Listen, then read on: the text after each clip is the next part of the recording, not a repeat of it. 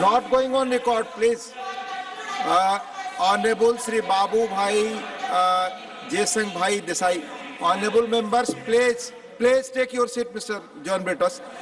Honorable members, सिर्फ आप 3 minute बोलते हो ही रिकॉर्ड पे जाता है, उससे अधिक बोलते हैं रिकॉर्ड पे नहीं जाता. Please confine yourself to 3 minutes.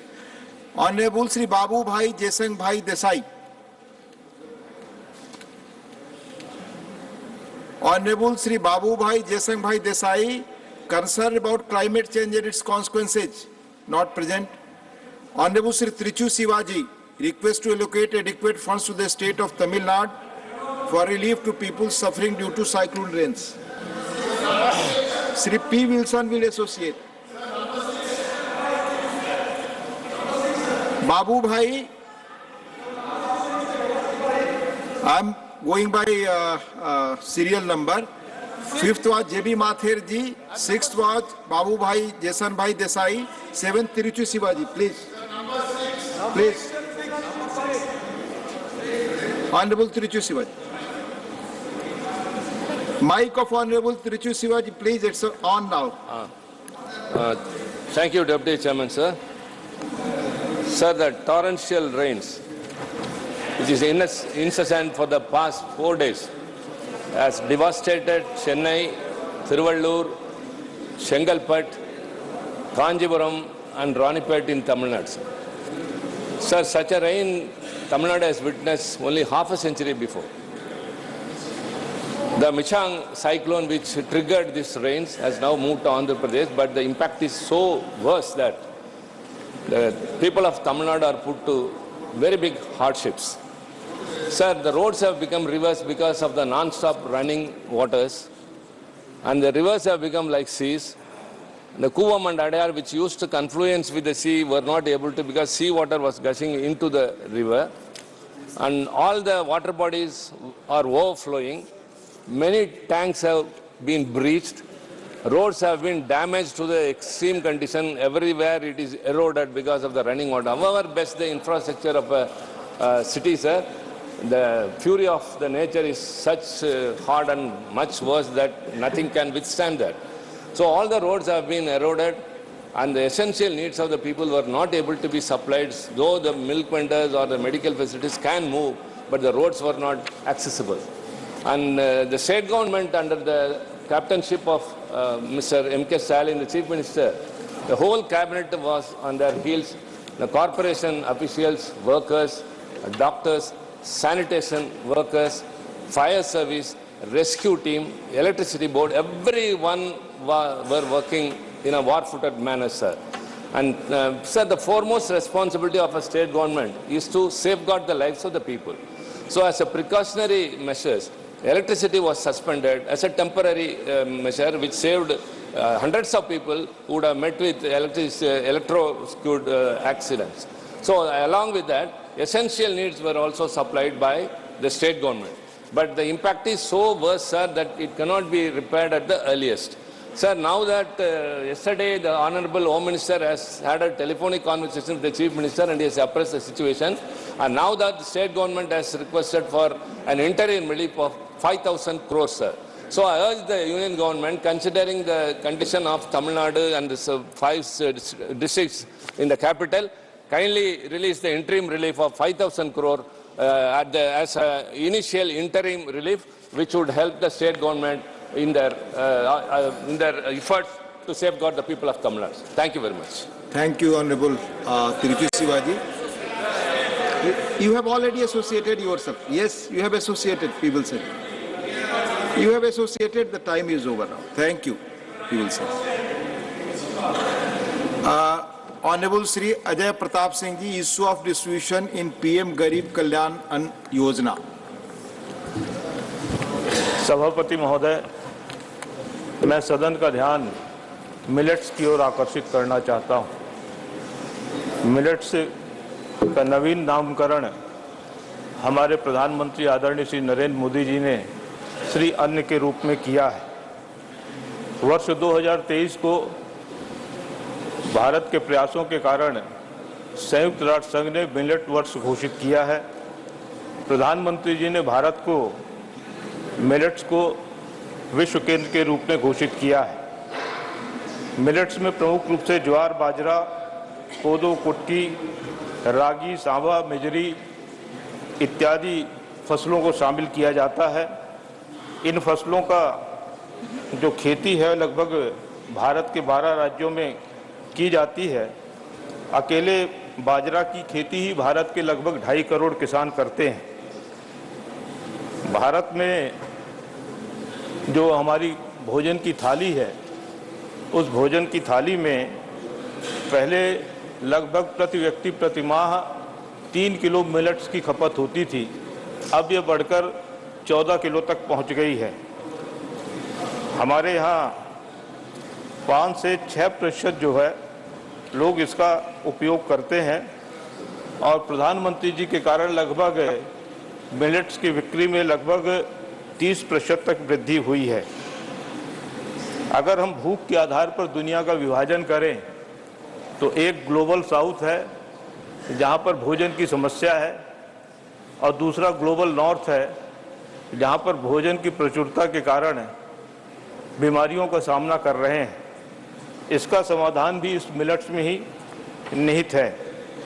Millets की खेती के माध्यम से हमारे किसानों की आर्थिक प्रगति का भी रास्ता प्रशस्त होता है और मिलेट्स की जो खेती है ये कम पानी की खेती होती है।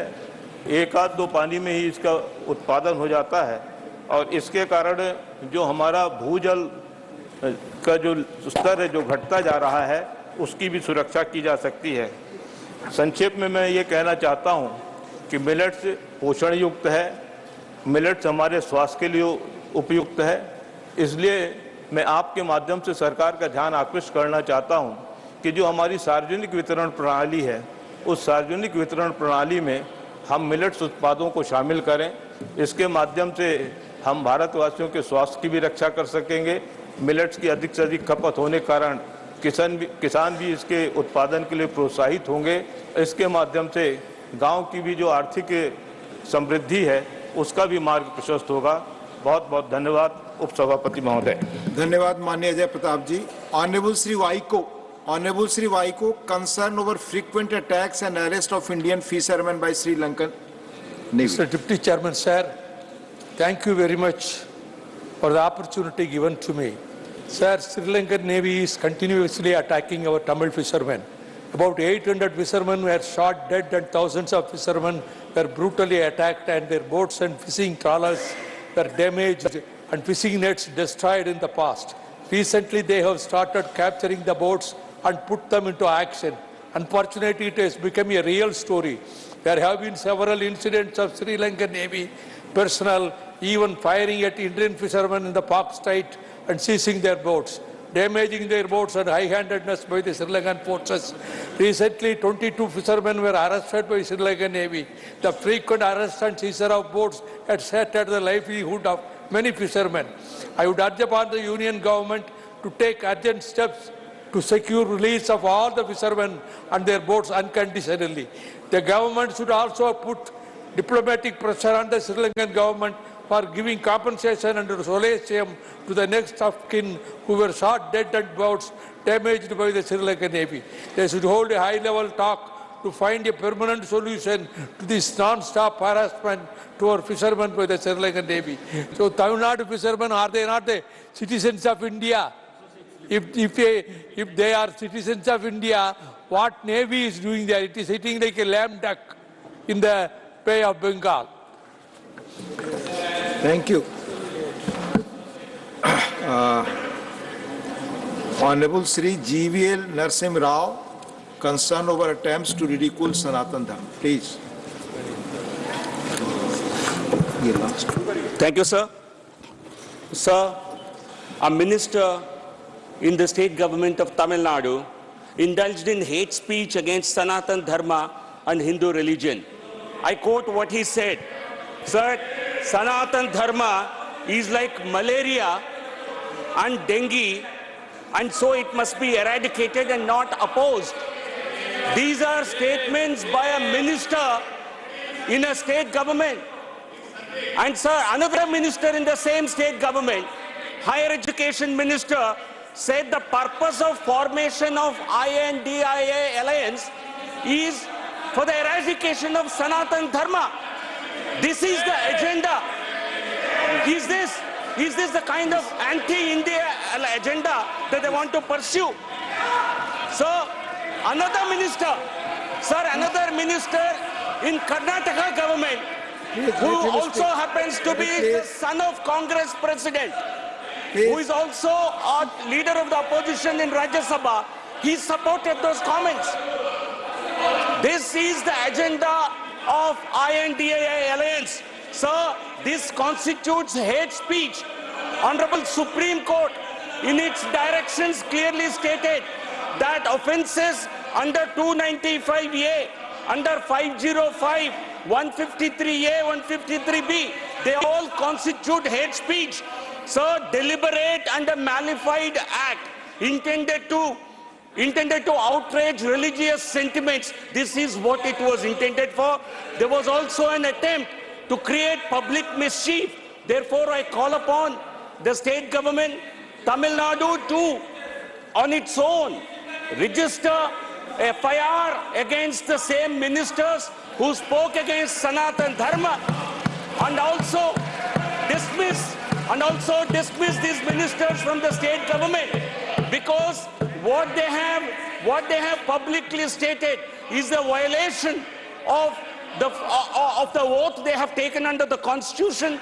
The Constitution allows every religion, every member, every sect to practice its faith and to even propagate it. And here you have ministers in the state governments who are campaigning against Sanatan Dharma and calling for its eradication. So therefore, sir, I appeal that cases should be booked against the concerned ministers and they must be dismissed without any further delay. So this is nothing but an act to destroy the fabric of religion in India. This is to destroy social fabric.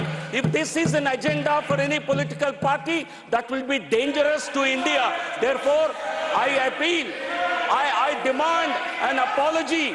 I demand an apology from the... Not going on record now. Time is over. Your time is over, please. Honorable Binay Biswam. Honorable Binay Biswam. Please. Honorable Binay Biswam, please. Honorable Binay Biswam. Your subject is, please, demand to provide decent wages along with the meaningful engagement stems to all government-sponsored distance workers. Make the House in order. Please. Make the House in order, sir. Please speak, it will be in order. Please speak. Make the House in order, sir, please. Please speak. Please, there is no discussion. Honorable Tiruchi Sivaji, please take your seat. Please take your seat. All the members who are standing, please take your seat. You please speak. So I begin with the House. Please, Binay Biswamji, please speak. Yes, sir. Thank you, sir. Please. Thank you, sir. Please, Binay Biswamji, please speak. Binay Biswamji, please. He totally give the false So information. I am going on another name. Please, Binay Biswamji, then you... Yes, please, sir. Please. Now my time begins. Yes. Sir, I stand before you. Please, nobody, please speak. Sir, please begin my time now. It has already begun. The time has already begun. No, please. no, just the way I began. Please Just the way I speak, began. please speak. Sir, please. I stand before you to bring to the plight of the scheme workers of the country. They are in lakhs in numbers. They belong to the ASHA workers, Anganwadi workers, and midday meal workers. Sir, the government and this House has a duty to look deep into their living conditions. Sir, those people are not living. They are simply surviving on paltry wages. We talk about them in high words like global health leaders, warriors for the country. Sometimes we name them during COVID days. But when the livelihood comes, we always forget them. High time to think about them. Sir, the ASHA workers, the accredited social health activists, they are doing immense service for the nation. In every field of life, they are the first point of health care, social security and everything. But their concerns are not always. So Anganwadi workers, They are the first meeting point for the children of the country. They teach them, they feed them, and they open their eyes to the world. But what we do for them? Nothing to them, sir. The same way, the midday workers, meal workers, midday meal, they work for the food security also. But lakhs of them are counting their days for their decent wages, sir. High time this government should pay attention to them. We call them as volunteers. Calling them volunteers, we deny them the right of the workers. We have to treat them as workers. We have to see that their wages are fixed, a decent wages to live. And we have to treat them and make their engagement conditions a decent one. Not going on record now. Please. Honorable Sri Sushil Kumar Modi, concerned over increasing incidents of suicide, deaths of students in higher educational institutes. Honorable Sushil Kumar Modi. उपसभापति महोदय, राजस्थान के कोटा में और इस वर्ष 26वां आत्महत्या की घटना घट चुकी है। पिछले एक साल में और आत्महत्या की 26 घटना और कोटा राजस्थान में घट चुकी है। और ये केवल इसी वर्ष नहीं, पिछले 5-6 वर्षों में प्रति वर्ष 25 से 30 नौजवान और आत्महत्या कर रहे हैं। इतना ही नहीं तो IIT, IIM, NIIT और जो देश के सर्वोच्च इंजीनियरिंग संस्थान हैं, जो हायर एजुकेशन के इंस्टीट्यूट्स हैं, वहाँ पर भी प्रति वर्ष बड़ी संख्या में नौजवान आत्महत्या कर रहे हैं। सरकार के लिए चिंता का विषय, चाहे केंद्र की सरकार हो या राज्य की सरकार हो, कि आखिर इतनी बड़ी संख्या में नौजवान आत्महत्या करने के लिए क्यों बाध्य हो रहे हैं। कोटा राजस्थान में जो लड़के मेडिकल और इंजीनियरिंग की कोचिंग के लिए आते हैं, उन पर इतना प्रेशर होता है, इतना दबाव होता है उत्तीर्ण होने के लिए कि वो लोग आत्महत्या करने के लिए बाध्य हो रहे हैं। और उसी प्रकार IIT, IIM वगैरह जो उच्च शैक्षणिक संस्थान हैं, वहाँ पर भी बढ़ती हुई आत्महत्या की घटना ये चिंता का विषय है। मैं सरकारों से ये मांग करता हूँ कि एक आयोग का गठन किया जाए जो इस बात की जांच करे कि आखिर इतनी बड़ी संख्या में नौजवान कोचिंग संस्थानों में आत्महत्या क्यों कर रहे हैं। साथ ही साथ जो एक्सपर्ट्स हैं, जो काउंसलर्स हैं, उनकी बहाली की जाए ताकि वैसे लड़के जो डिप्रेशन में चले जाते हैं उनकी वो काउंसलिंग कर सके। ऐसे केंद्रों में मेंटल हेल्थ क्लिनिक की भी स्थापना की जाए ताकि जो लड़के डिप्रेशन में हैं वो लड़के वहाँ जाकर अपना इलाज करा सकें या काउंसलिंग प्राप्त कर सकें। साथ ही साथ जो IIT, IIM वगैरह के जो कोर्सेज हैं, खास करके कोचिंग के, उसके बारे में पुनर्विचार किया जाए कि इतना प्रेशर है और इस प्रकार का कठिन सिलेबस है कि उसको उत्तीर्ण होना उनके लिए बड़ा कठिन हो जाता है। तो सरकार को उसके पूरे सिलेबस को भी रीडिज़ाइन करने के बारे में विचार करना चाहिए। और ख़ास करके कोटा और अन्य कोचिंग संस्थानों में हर किसी का जो नामांकन हो रहा है, पैसे के लिए कोचिंग संस्थान जो भी लड़के वहाँ पर आते हैं उनका वो एडमिशन ले लेते क्योंकि उससे उनको पैसा मिलता है। तो उसके बारे में भी और रोक लगाई जाए। जो बहुत मेधावी छात्र हैं, जो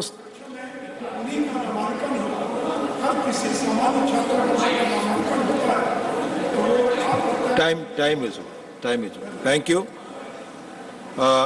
Dr. Lakshmikant Bajpayee ji, issue of intervention by big houses in MSME sector. क्या विषय है जी? Issue of intervention by big business houses in MSME sector. पता ही नहीं, हमें तो 0 आवर की सूची में भी नहीं है।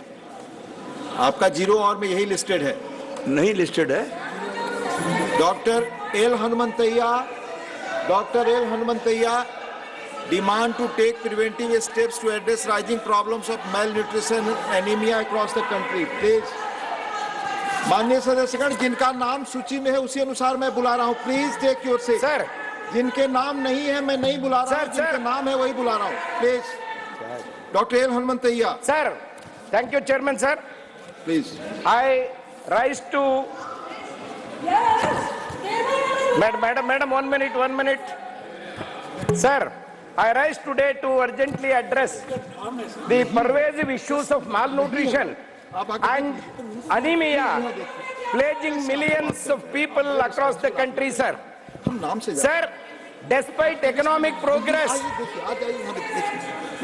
despite economic progress, our nation grapples with alarming rates, particularly affecting vulnerable population like children, women, and the marginalized sections of the society, sir. Sir, in the latest NFHS report, data on 1921, the prevalence of anemia has shown a significant increase, with children aged 6 months to 5 years experiencing a jump from 59% to 67%, sir. Sir, this is an alarming state of affairs. Sir, women especially in rural areas, high rates of anemia adversely affecting maternal health and contributing to pregnancy complications. Sir, an increase in the anemia prevalence from 53% to 57% in all women aged between 15 years to 49 years seen, and 50.4% to 52.2% in pregnant women rooted in poverty, lack of education, inadequate health care, and unequal resource distribution or malnutrition problems. Sir, factors such as food insecurity, limited access to clean water, and inefficient healthcare infrastructure contribute to unmet nutritional needs. Sir, my request to the government, addressing these issues is not only a social responsibility but a prerequisite for a thriving and resilient nation. Sir, the consequences extend beyond individual suffering, impacting the workforce, educational outcomes, and overall economic productivity of the nation. Sir, therefore, I urge the Ministry of Health and Family Welfare to take immediate steps to address the rising problems of malnutrition and anemia, especially among women and children across the country. Sir, let me unite in our commitment to building a healthier, strong India. Time is over, Hanumanthaiya ji. Time is over. Thank you, Hanumanthaiya ji. Honorable members, in 0 hour, matters are raised with permission of Honorable Chairman. Merely presence in ballot does not mean admittance. Further matters already raised are not included again. Please. Dr. Lakshmikant Bajpayee. माननीय उपसभापति जी, please. मेरा विषय बहुत महत्वपूर्ण है और समाज के उन सामान्य वर्ग के लोगों के प्रति है जो गांव में और छोटे छोटे शहरों और कस्बों में सुनार का दर्जी का काम करते हैं। धीरे धीरे एमएसएमई सेक्टर में भी बड़े घरानों का प्रवेश योजनाबद्ध तरीके से हो रहा है। ये ठीक है कि हम किसी को व्यवसाय करने से नहीं रोक सकते, लेकिन किसी बड़े घराने अगर तनिष्क के नाम से टाटा करेगा जेवर का व्यापार, तो गरीब सुनार या शराब जो शहरों में और कस्बों में बैठे हैं वो क्या काम करेंगे। इसी प्रकार कपड़े को सिलने का काम जो है वो भी टाटा बड़े घराने ले जा रहे हैं।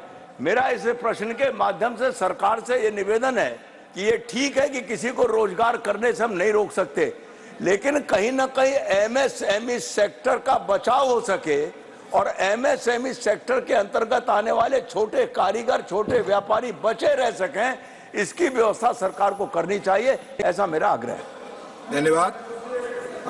माननीय श्री बाबूभाई देसाई, प्लीज। महोदय, आज आपने मुझे संसद बनने के बाद उसमें प्रथम बोलने का अवसर दिया, इसलिए आपका धन्यवाद। आज मैं हमारे समय की एक तत्काल और निर्णायक चुनौती जलवायु परिवर्तन का समाधान करने के लिए उसके सामने खड़ा हूँ। हमारा यह मान्य गतिविधियों के कारण अभूतपूर्व परिवर्तनों से गुजर रहा है, जिसके परिणाम स्वरूप तापमान में वृद्धि, मौसम के पैटर्न में बदलाव और असंख्य परिस्थितियों व्यवस्थापन उत्पन्न हुए हैं। वैज्ञानिक सहमति स्पष्ट है, जलवायु परिवर्तन हमारे पर्यावरण, अर्थव्यवस्था और जीवन जैसी शैली के लिए गंभीर खतरा है। हमें सिर्फ फर्क पिघलने से अधिक लगातार और गंभीर मौसम की घटनाओं और जैव विविधता के नुकसान के गवाह है। मैं यह सहज चेतावनी नहीं है, ये कठोर वास्तविकता है और जो हमें तत्काल ध्यान देने और कार्रवाई करने की मांग करती है। भावी पीढ़ियों के लिए यही की सुरक्षा करना हमारी नैतिक जिम्मेदारी है। हमें स्थायी ऊर्जा स्रोतों की ओर बदलाव करना चाहिए, ग्रीन हाउस गैस परिवर्तन को कम करना चाहिए और जिम्मेदार खपत और उत्पादन के बढ़ावा देना चाहिए। इसके लिए सभी क्षेत्रों, सीमाओं और राजनैतिक विचारधाराओं में सहयोग की आवश्यकता है। कानून निर्माताओं के रूप में हमारे पास ऐसी नीतियां बनाने की शक्ति है जो नवाचार की प्रोत्साहन करती है, नवीनीकरण ऊर्जा में निवेश करती है और उद्योगों के उनके पर्यावरण प्रभाव के लिए जवाबदेह बनाती है। आइए हम अल्पकालिक लाभ से अधिक अपने ग्रह की भलाई को प्राथमिकता है और एक ऐसे भविष्य की दिशा में काम करें यहाँ स्वच्छ हवा, स्वच्छ पानी और स्थिर जलवायु सुनिश्चित हो। निष्क्रियता में कोई विकल्प नहीं है। धन्यवाद अध्यक्ष जी। धन्यवाद। माननीय Shri Viplav Kumar Dev ji, concern over misuse of technology and artificial intelligence to create deep fakes. माननीय विप्लव कुमार देव, नॉट प्रेजेंट। माननीय Shri Mujibullah Khan ji, demand to start new route for Vande Bharat. Mujibullah Khan ji sir, please, आपका समय शुरू हो गया है।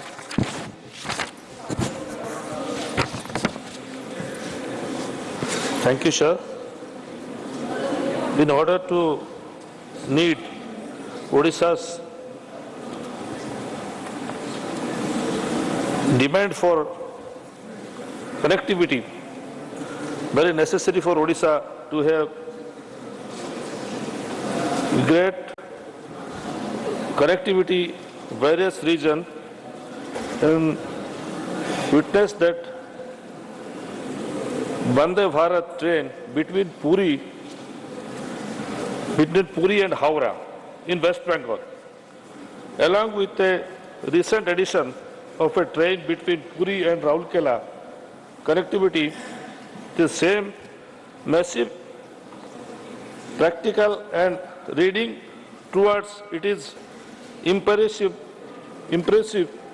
further Vande Bharat Express train to be introduced in Odisha.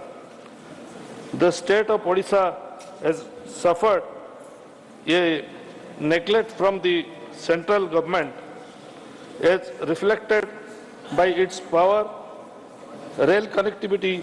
Further, the degree of connectivity is spread across the region of Odisha.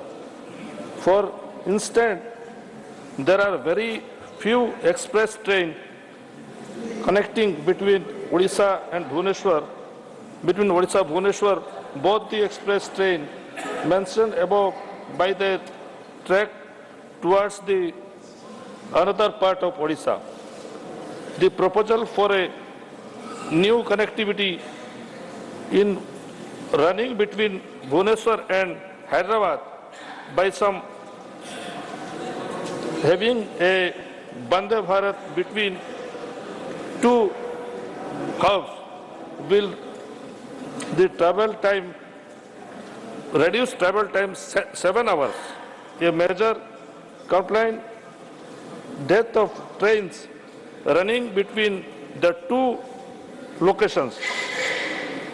This new introduction will lead to further connectivities of passengers, will give a much needed push a connectivity. Thank you. Thank you, धन्यवाद श्री मुजीबुल्लाह खान जी। माननीय Shrimati Sangeeta Yadav, concern over problems faced by mentally challenge people. माननीय संगीता यादव जी, माननीय Sangeeta Yadav ji, please. नहीं, zero hour नहीं लगा। Concern over problems faced by mentally challenge people. माननीय सदस्य, आप जो आप देते हैं यहाँ बोलने के लिए, उन विषय पे ध्यान रखें और बोलें प्लीज। सॉरी सर, आज मैंने देखा नहीं, कल लगा था मेरा। धन्यवाद। Doctor Radha Mohan Das Agrawal ji, request for provision of salaries and allowance to local representatives of the constituency. माननीय उपसभापति महोदय, भारत के संविधान में यह व्यवस्था है कि व्यक्ति काम के बदले में वेतन पाए और समान काम के बदले में समान वेतन पाए, लेकिन दुर्भाग्यपूर्ण है इस देश में जनप्रतिनिधियों के साथ ही दोहरा आचरण किया जा रहा है। राष्ट्रपति महोदय, उपराष्ट्रपति महोदय, केंद्र के मंत्रीगण, राज्य के मंत्रीगण, माननीय सांसदगण, माननीय विधायकगण, इन सब ने संवैधानिक तरीके से और कानून बना करके अपने अपने वेतन की, अपने अपने भत्ते की और अपने अपने पेंशन की व्यवस्था की हुई है। ये व्यवस्था संविधान प्रबद्ध माध्यमों से हम लोगों ने की है, लेकिन दुखद है इस देश में लाखों की संख्या में ऐसे जमीनी जनप्रतिनिधि हैं, ग्राम प्रधान से लेकर के और मेयर तक, जो जमीनी धरातल पर बहुत महत्वपूर्ण काम करते हैं। विकास की जो भी योजनाएं हम यहाँ बनाते हैं, जमीनी धरातल पर उनको लागू करने का काम वही करते हैं। वो प्रत्यक्ष जनता के संबंध में रहते हैं, लगातार जन समस्याओं को लेकर के उन्हें 24 घंटे काम करना होता है। हमने इन बड़े जनप्रतिनिधियों के लिए संविधान के तौर तरीके से वेतन की, भत्ते की और पेंशन की व्यवस्था कर दी। भारत अकेला ऐसा देश होगा शायद जिसने संवैधानिक रूप से 73वें और 74वें संशोधन के माध्यम से ग्रामीण और शहरी क्षेत्रों में लोकतंत्र का विकेंद्रीकरण किया और स्थानीय निकायों को चलाने के लिए जनप्रतिनिधियों की संवैधानिक रूप से व्यवस्था की। उनके अधिकार दिए, उनके दायित्व दिए, लेकिन जो कुछ उनको नहीं दिया वह था उनका वेतन नहीं दिया, उनका भत्ता नहीं दिया और उनका पेंशन नहीं दिया। मैं जानना चाहता हूं इस सदन से, इस सौतेले और इस दोहरे आचरण का आधार क्या है? क्या वह जो छोटे जनप्रतिनिधि होते हैं, क्या उनके परिवार नहीं होते, उनके माँ बाप नहीं होते, उन्हें अपने माँ बाप की चिंता नहीं करनी होती, अपने बच्चों की चिंता नहीं करनी होती? आखिर किन कारणों से आज तक हमने संवैधानिक रूप से उनके लिए यह व्यवस्था नहीं की? स्थानीय आधार पर सरकारें, मुख्यमंत्री दया की तरह उनको वेतन, उनको भत्ता देते हैं, ब्यूरोक्रेसी उनको नियंत्रित करती है। यह दोहरा आचरण इस देश में समाप्त होना चाहिए।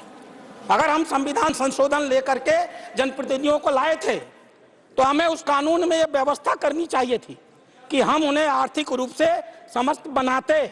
हमने नहीं किया, हमने लोकतंत्र का मजाक उड़ाया है, हमने उन्हें अधिकारियों के आधार पर छोड़ दिया है। और इसलिए मैं सरकार से मांग करता हूं, अध्यक्ष महोदय, आपके माध्यम से सरकार से मेरी अपेक्षा है, सरकार संविधान संशोधन करे 73वें और 74वें संशोधन में और अपने सारे स्थानीय जनप्रतिनिधियों के लिए वेतन की, भत्ते की और थैंक यू।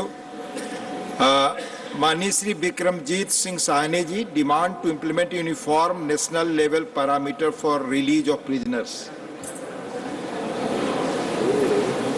माननीय विक्रमजीत सिंह साहनी जी, नॉट प्रेजेंट। माननीय सदस्य, 0 आवर आप देते हैं तो उसके महत्व को समझना भी चाहिए, उस वक्त मौजूद भी रहना चाहिए। अगर हाउस में है तब आपका ध्यान उस पर नहीं है तो ये आपके लिए सेल्फ इंट्रोस्पेक्शन का विषय। बैठे, आप कोई ऐसा प्रोविजन नहीं, आप जानते हैं रूल्स को। राघव जी, फिर भी आप पूछो please. Doctor Fauzia Khan ji, request to address the issue of missing women in India. Doctor Fauzia Khan ji, please. Thank you, sir.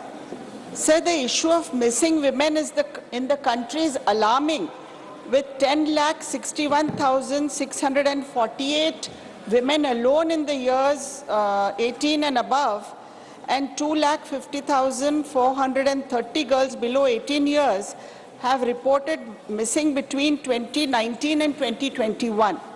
Over 2 lakh women went missing in the state of Madhya Pradesh alone between the year 2019 and 2021, sir.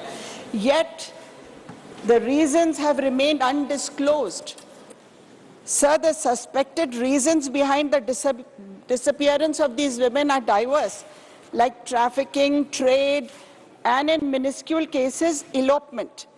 Tackling this issue requires collective action on various fronts: strengthening law enforcement to identify trafficking networks, enhancing border control, establishing a database for accurate identification of the reasons for the disappearances. Additionally, the numbers have come as a surprise to many, indicating the lack of awareness of the incidents of disappearance of women. Therefore, public awareness campaigns, community involvement, educational programs can help prevent vulnerable individuals from falling prey to traffickers.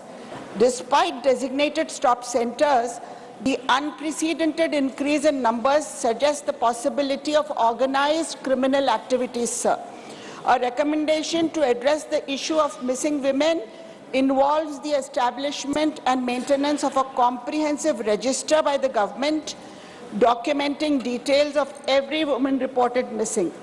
This register should serve as a centralized database, enabling efficiency tracking and tracing efforts.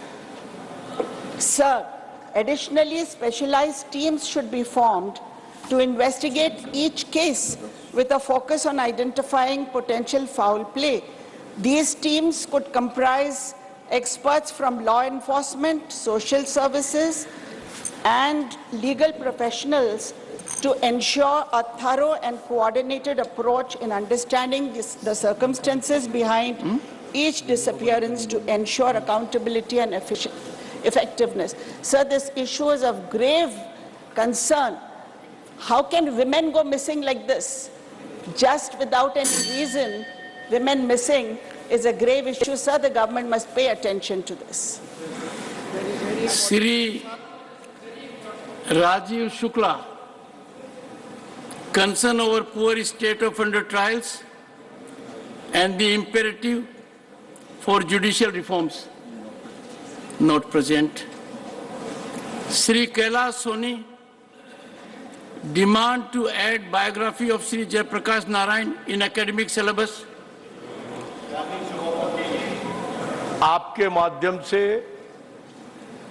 मैं सरकार के समक्ष एक देश के महत्वपूर्ण मुद्दे को रखना चाहता हूं। इस देश के मूर्धन्य स्वतंत्रता संग्राम सेनानी, क्रांतिकारी, देश की आजादी में अपना महत्वपूर्ण योगदान देने वाले सर्वोदयी नेता, दुनिया की सभी देशों की समाज व्यवस्था, वहां की राजनीतिक विचारों को नजदीक से देखने वाले, पाश्चात्य जगत के लोगों को, विशेषकर श्रमिक वर्ग के लोगों के लिए संघर्ष करने वाले, देश की सभी विचारधाराओं के ज्ञाता, उन्हें नजदीक से जीने वाले, उन विचारों को जीने वाले, लोकतंत्र के शोधकर्ता, प्रयोगशाला रहे, हिंदुस्तान की दूसरी आजादी, आपातकाल के विरुद्ध संघर्ष करने वाले। Question hour. Question number 16, Shri Sanjay Raut. Honorable Minister, supplementary one, Shri Sanjay Raut. Sir आजकल मैं देख रहा हूं बैंकों में, देश भर के बैंकों में ज़्यादा से ज़्यादा फ्रॉड्स, फोर्जरी के केस सामने आ रहे हैं। लेकिन उसमें अगर सरकार की एजेंसी भी शामिल हो तो चिंता की विषय है।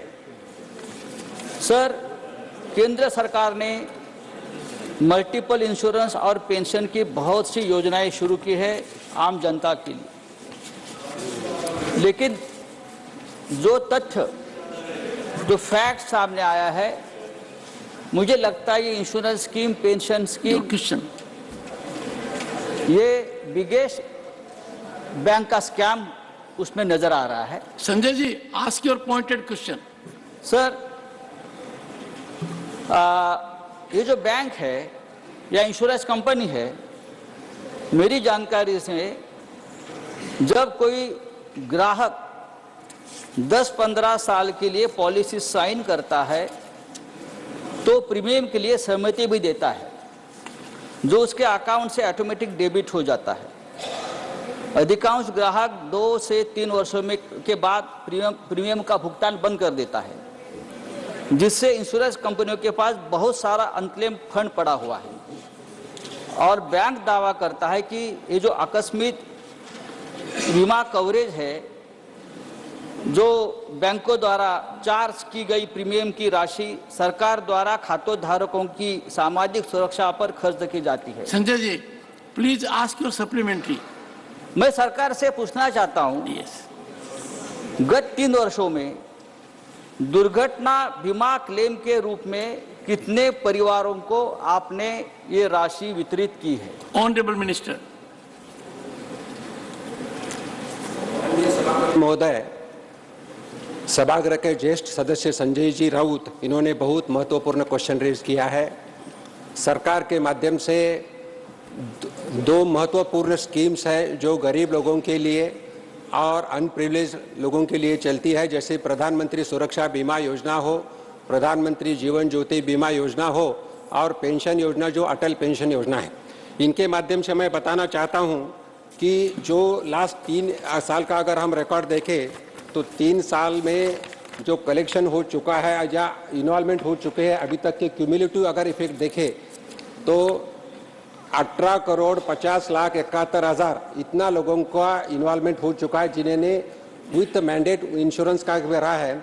और प्रधानमंत्री सुरक्षा बीमा योजना के माध्यम से 41 करोड़ 59 लाख लोगों को फायदा क्यूमुलेटिव हो चुका है। अगर उसका अगर देखें ये दोनों स्कीम के माध्यम से अगर जनता को जो फायदा मिल चुका है वो 7,46,675 यानी क्यूमुलेटिव मैं बात कर रहा हूँ। और अगर अमाउंट की अगर बात करें तो अमाउंट भी 14 करोड़ 32 लाख से 274 मिला है।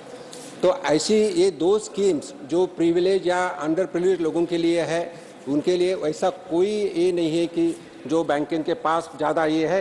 पहले 3 साल में तो ये स्कीम लॉस में चल रही थी और बाद में रिव्यू करके इसी को अभी जो प्रीमियम 12 रुपीज़ था वो 20 रुपये किया है और जो जीवन ज्योति बीमा में 330 रुपये था अभी 436 रुपये किया है। Second supplementary Shri Sanjay Raut. प्रश्न अलग था, आपने जवाब अलग दिया है। मैंने ये पूछा था कि विदाउट कंसेंट आप बैंक अकाउंट से प्रीमियम आप जमा कर रहे हो, ये मेरा सवाल था, लेकिन मैं आगे पूछता हूँ। हाँ दीजिए।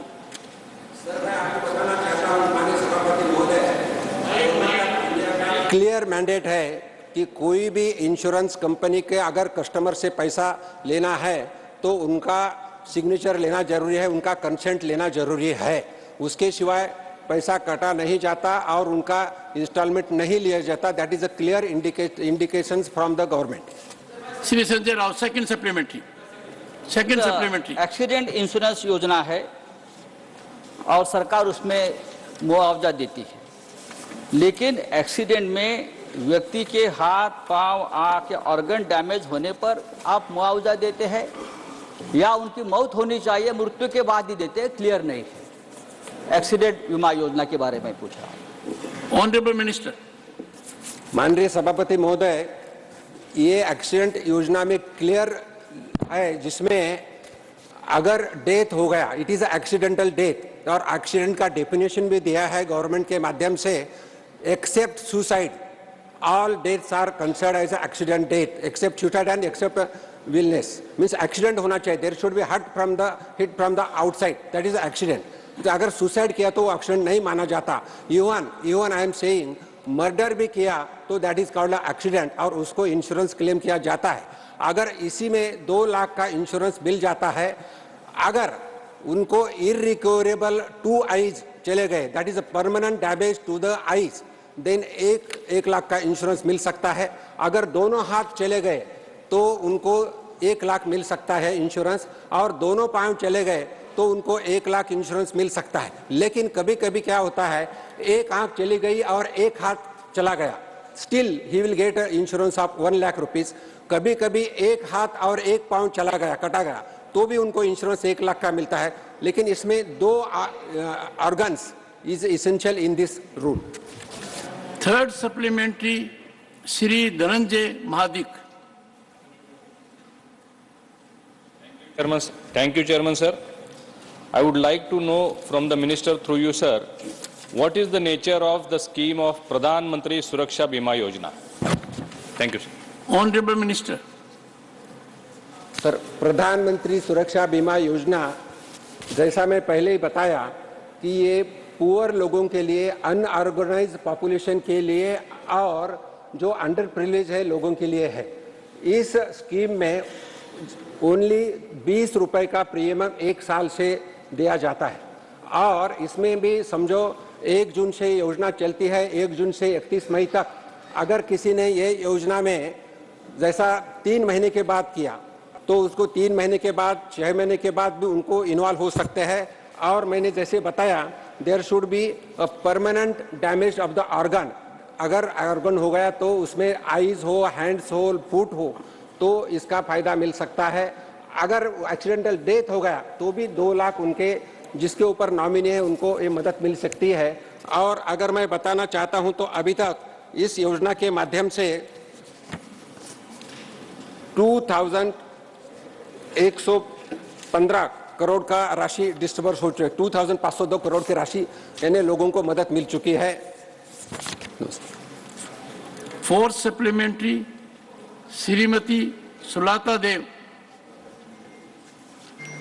थैंक यू चेयरमैन सर, मुझे सप्लीमेंट्री में बोलने के लिए मौका देने के लिए।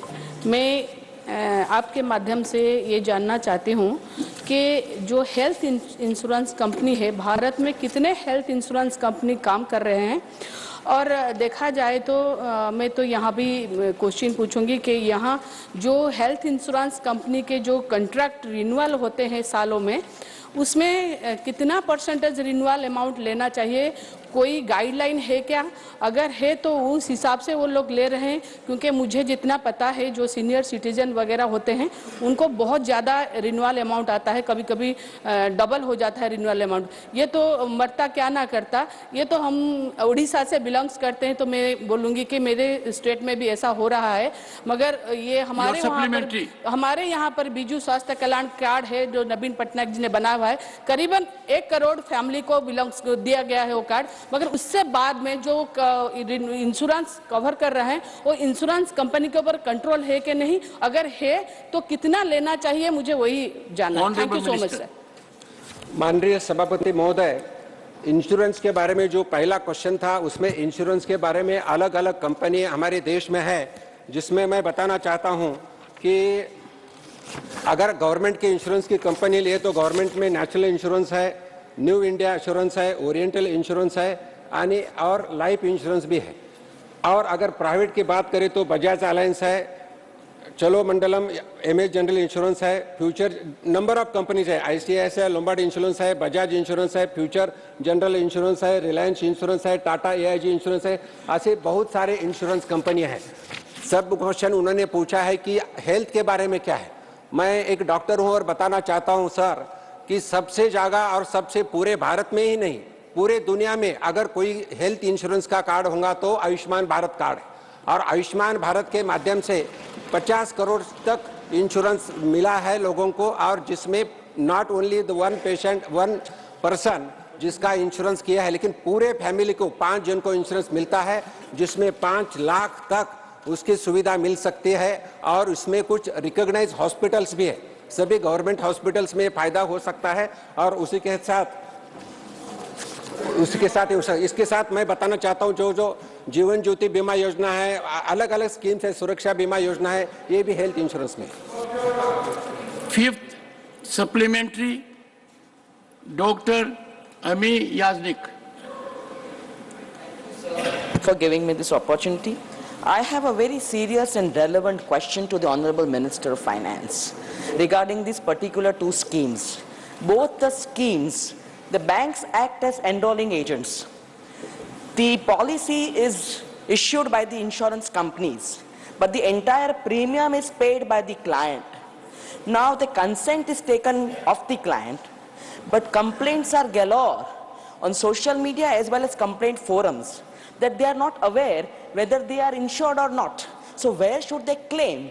So whether the Honorable Minister will initiate some kind of a data collection inquiry from IRDAI, the Insurance Regulatory Authority, and the Department of Financial Services, whether these banks' audited accounts are reflecting these amounts of who are these persons who need this insurance, and whether with which company they have a tie-up. Honorable Minister. No.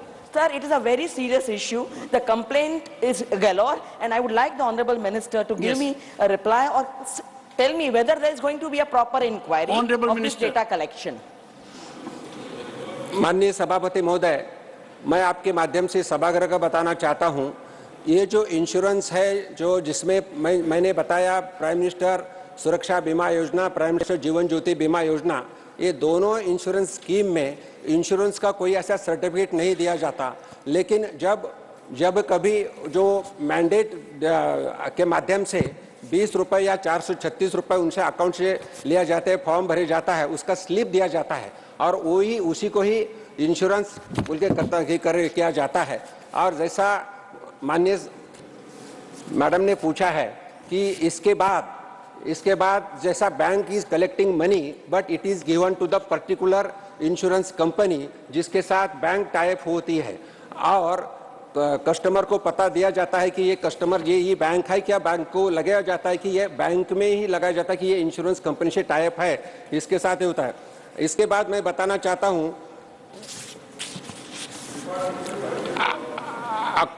Accommodation, जैसा मैं बताया कि अगर claim करना है तो bank में भी ओम्बड्समैन रहते हैं और इंश्योरेंस कंपनी जैसा इरडाई की बात की, इरडाई के माध्यम से भी ओम्बड्समैन रहते हैं और उसके माध्यम से इंश्योरेंस कंपनी की तरफ कंप्लेन हो सकती है।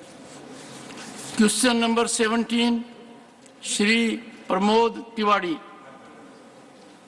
Honourable minister. Supplementary 1, Shri Pramod Tiwari. मैं आभारी हूं आपका, ये एक महत्वपूर्ण स्वास्थ्य से जुड़े हुए प्रश्न पर आपने मुझे मौका दिया है। योजना का प्रचार प्रसार तो बहुत है, पर जो संसाधन उपलब्ध कराए हैं सरकार ने वो नगण्य। माननीय मंत्री जी के जवाब देख रहा था मैं, 1 दिसंबर 2023 तक 2 करोड़ 50 लाख रुपए इस पर खर्च हुआ है। इसमें कितना विज्ञापन में गया होगा ये समझने की जरूरत है। मैं सिर्फ जानना चाहता हूं, बहुत ही पॉइंटेड सवाल है मेरा, कि देश की आवश्यकता के अनुसार कितने डॉक्टर, फार्मासिस्ट, पैरामेडिकल स्टाफ चाहिए और इस समय देश में कितने उपलब्ध हैं। इस अंतर को पाटने के लिए क्या कोई स्कीम, कोई व्यापक प्रयास, कोई महत्वपूर्ण कदम उठाया जा रहा है? माननीय मंत्री जी। माननीय अध्यक्ष जी, हमारे वरिष्ठ सदस्य ने बहुत ही अच्छा सवाल पूछा है कि देश की हेल्थ सिस्टम कैसे मजबूत हो। तो हमारी दोनों मॉडर्न मेडिसिन और आयुष सिस्टम दोनों बहुत ही अच्छी तरह से काम करें। और वैसे एक क्वेश्चन आयुष से रिलेटेड है और ये आयुष मिनिस्ट्री खुद प्रधानमंत्री नरेंद्र भाई मोदी ने ही बनाई है और खुद ने सजावट की है। और ये central sector scheme Ayushman Bharat के बारे में है। तो उसमें कुल अभी तक आयुष मेडिकल कॉलेज 2014 में 523 थी, वो 2022 में 780, और ऐसे ही अंडर ग्रेजुएट सीट्स भी 74% की बढ़ोतरी है, तो 23,974 सीट्स की बढ़ोतरी है। ऐसे पीजी सीट से वो भी 2102 की बढ़ोतरी 41% रही थी। और ये आयुष्मान भारत सेंटर में, हर सेंटर में एक डॉक्टर होता है, पैरामेडिकल स्टाफ होता है, और ऐसे ही खुद प्रधानमंत्री ने तो ये आयुष्मान भारत का जो हॉस्पिटल था, उस हेल्थ एंड वेलनेस सेंटर, उसको आयुष्मान आरोग्य मंदिर का नाम दिया है। और आज ये सेंटर बहुत ही अच्छी तरह से काम करे, और हर देश में अभी आयुष और मॉडर्न मेडिसिन के दोनों के डॉक्टर बहुत ही अच्छी तरह से जो हमारा जो गुणोत्तर था उसके आसपास ही काम कर रहे हैं। और कम से कम आज आपको हम बताएं तो कुल ड्यूरिंग हमारी आज का ये क्वेश्चन के अनुरूप फाइनेंशियल 2021-22 में 100 आयुष डॉक्टर्स और 36 अदर पर्सन, वो 2 स्टेट में हमने एजुकेट आयुष इसके बारे में ये ट्रेनिंग दिया है। 1564 आयुष टीचर्स 10 स्टेट के, 421 आयुष डॉक्टर 6 स्टेट के, 22 Ayush paramedics in 1 state and 327 other person in 7 state.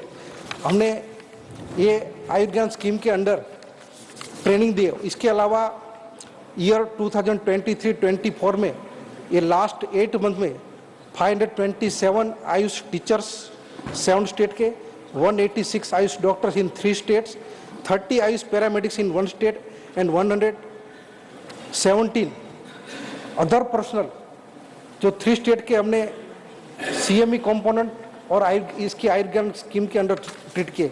ऐसे ही हमारी दूसरी भी हमारी जो हमारी जयपुर की NI है, इसके द्वारा ITREGA और all India institute of Ayurveda के द्वारा भी स्टूडेंट्स को हम टीच करते हैं।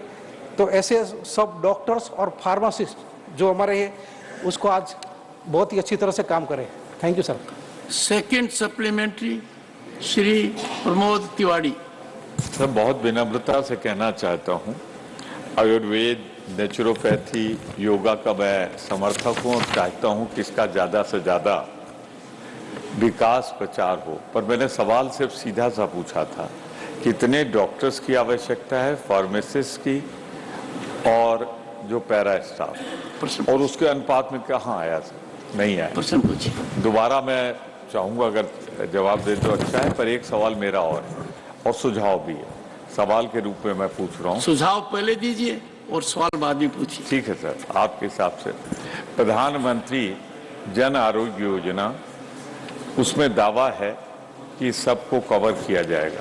अगर माननीय मंत्री जी को जानकारी है तो ये बता दें कि प्रधानमंत्री जन आरोग्य योजना में आयुर्वेद, नेचुरोपैथी, योग शामिल नहीं है, तो क्या इसको शामिल कराने का कोई इरादा है?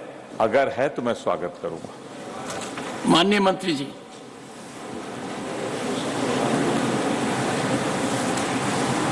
माननीय सभापति जी, आज हमारी सदन की एक बड़ी सदस्य ने जो सवाल की है बड़े रेलिवेंट है। स्वास्थ्य सेक्टर में आज एक एग्जाम्पलरी ट्रांसफॉर्मेशन लाया गया है।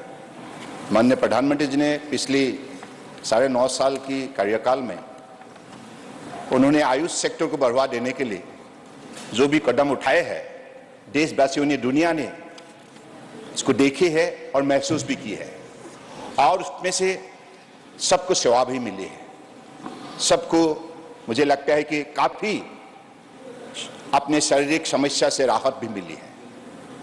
तो इसलिए माननीय प्रमोद तिवारी जी ने जो सवाल की है, हमारे ये जो सेंट्रल सेक्टर आयुर्ज्ञान के जरिए जो भी हमारे डॉक्टर्स है, जो टीचर्स है, जो पैरामेडिकल स्टाफ है, जो नॉन आयुष साइंटिस्ट है, जो सबको उनकी मतलब एम्पावरमेंट के सिलसिले में, अपस्किल के सिलसिले में उनकी क्षमता बढ़ाया जाए, उनकी इसके लिए उनको अधिक काबिलियत बनाने के लिए ये सेंट्रल सेक्टर स्कीम में वो व्यवस्था रखा गया है। तो आपका सवाल है कि आज ये जो आपने कहा कि मतलब प्राइम मिनिस्टर जन आरोग्य योजना जो है, तो माननीय प्रधानमंत्री जी ने तो हमें ये निर्देश दी है कि दोनों सिस्टम को एक साथ आप आगे बढ़ाइए। दोनों system, integrated system of medicine आगे बढ़ाने के लिए उन्होंने जो निर्देश दी थी, उसी निर्देश को हम निष्ठापूर्वक पालन करने के लिए ministry of health and family welfare, ministry of Ayush पिछली 2 साल एक साथ हम लोग काम किया है।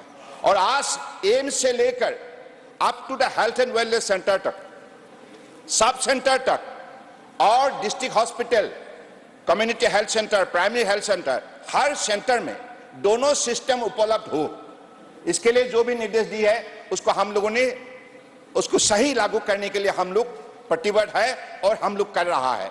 तो इसलिए आपका जो सवाल है, माननीय प्रधानमंत्री जी ने ये बात कही है कि दोनों मिनिस्ट्री का लक्ष्य एक ही है, prevention of disease, preservation of health. अगर एक ही लक्ष्य है, एक साथ क्यों नहीं काम करे? तो इसलिए एक होलिस्टिक वर्किंग रिलेशनशिप डेवलप करने के सिलसिले में जो भी आज सारे प्लानिंग की गई है, जिसको लागू की गई है, मुझे लगता है कि देशवासियों के लिए हो या दुनिया के लिए हो, ये बहुत बड़े एक उदाहरण है और ये निश्चित रूप से होलिस्टिक हेल्थ केयर सिस्टम में बहुत बड़ा काम में आए। Third supplementary, doctor Anil Jain. Doctor Anil Jain ji sir, third supplementary. माननीय प्रधानमंत्री जी के इनिशिएटिव पर देश में ही नहीं दुनिया में आयुष का फैलाव हुआ है और आयुष के प्रति दुनिया के लोगों की श्रद्धा बढ़ी है और दुनिया के लोग आयुष के माध्यम से अपना ट्रीटमेंट कराना चाहते हैं। और मैं इस बात के लिए सरकार को बधाई देता हूं। कोरोना के समय पे भी मैं मॉडर्न मेडिसिन से आता हूं, मैंने मॉडर्न मेडिसिन के पूरे देश भर के डॉक्टर्स की भी बातचीत की। उसके साथ साथ आयुष के लोगों ने कोरोना के समय पर जो योगदान दिया है माननीय प्रधानमंत्री जी के इनिशिएटिव पर, वो सारी दुनिया ने इसको अप्रिशिएट किया है।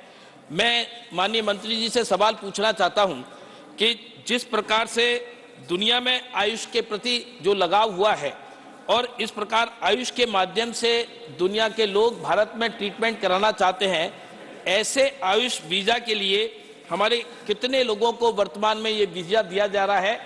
आगे आने वाले समय में आयुष वीजा कितने लोगों को और दिया जाएगा? सरकार की इसके बारे में क्या नीति है?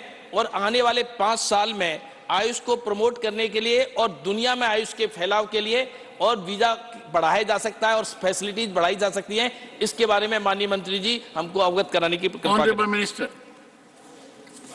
जी, हमारे आदरणीय अनिल जैन जी ने जो भी सवाल की है, इस सवाल का जवाब यही है कि अब health hill in India, medical travel tourism और दुनिया की ये हब बने चिकित्सा के सिलसिले में। तो इसलिए दुनिया के अलग अलग प्रांतों से जो भी हमारे आयुर्वेदा चिकित्सा के लिए, आयुष की चिकित्सा के लिए जो भी आना चाहते हैं, उनकी सुविधा के लिए एक अलग सा कैटेगरी वीजा नोटिफाइड की गई है। तो इसलिए मुझे लगता है कि अगले दिनों में आज जो व्यवस्था खड़ा हुई है, आप देखिए all India institute of Ayurveda Sarita Bihar में जो है, सिर्फ 6 साल के अंदर फुटफॉल 17.5 लाख हो चुका है, 17.5 लाख। और WHO का डायरेक्टर जनरल ने भी एक बड़े डेलीगेशन लेकर उन्होंने भी विजिट किया है और बड़े प्रशंसा की है। साथ साथ में कुछ दिन पहले 12 अफ्रीकन कंट्री की उनके हेड ऑफ द नेशन के डायरेक्शन को वो मानते हुए 12 एम्बेसडर ने भी खुद आया और हमारे व्यवस्था को देखा।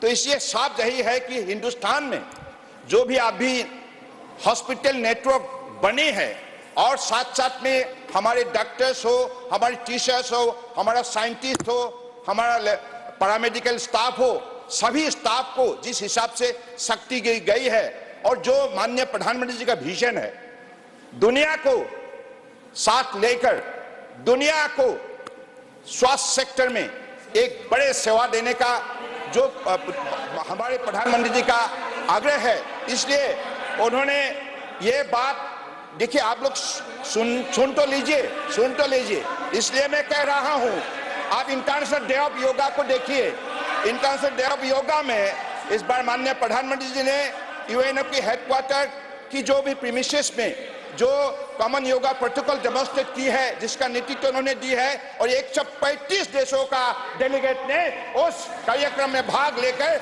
दुनिया को यह साबित किया है कि माननीय प्रधानमंत्री जी ने स्वास्थ्य सेक्टर में जो भी उन्होंने उपाय दी है, इस उपाय सही है और ये वैज्ञानिक है। तो मुझे लगता है कि निश्चित रूप से हमारे अनिल जैन साहब ने जो भी सवाल की है, इस सवाल का जवाब यही है, हमारा लक्ष्य स्पष्ट है। माननीय प्रधानमंत्री जी ने एक बात G20 में रखी है, one earth, one family, one future. So that's the one, it is for one health. So Vasudhaiva Kutumbakam, इतने बड़े उन्होंने बात रखी जिसके जरिए आज दुनिया को भी ये बात मानने के लिए सब कोई सहमत है। तो मुझे लगता है कि हमारे अगले दिनों में इस सेक्टर में ऐसे ही दुनिया का आकर्षण बढ़ाने में हिंदुस्तान माननीय प्रधानमंत्री के नेतृत्व में बड़े प्रतिबद्ध होकर काम करते रहेंगे। Fourth supplementary doctor V Sivadasan.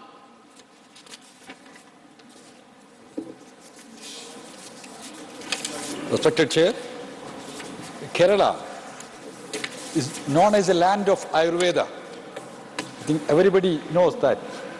From different parts of the world, the people are visited there for the treatment. So, Chairman also participated in the programs there. So, what I am asking to the Minister, there the lot of noted institutions are there, like Kottakkal Institute, Arya Vaidyashala, Thiruvananthapuram Institute, Kannur Medical Colleges are there. But a national level important institute on Ayurveda, because the proper study, research and scientific promotion of the Ayurveda is very necessary. So what kind of initiative from the union government is there? Then what is the plan of the union government to promote the Ayurveda institutes in Kerala? So government have any plan for the national level Honorable Minister. Institute, Ayurveda Institute in Kerala? Honorable Minister.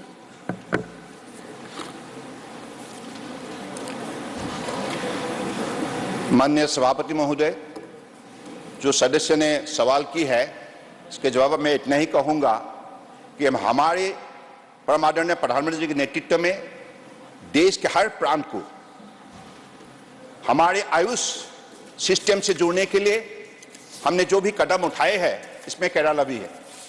Kerala अपना खुद का पहचान भी है। Traditional system of medicine में केरला ने बहुत बड़ा योगदान दी है और इसलिए अगले दिनों में निश्चित रूप से हमारे स्टेट गवर्नमेंट की जो भी स्टेट एनुअल एक्शन प्लान के मुताबिक अगर प्रपोजल वो दे तो निश्चित रूप से इस विषय पर हम विचार करेंगे।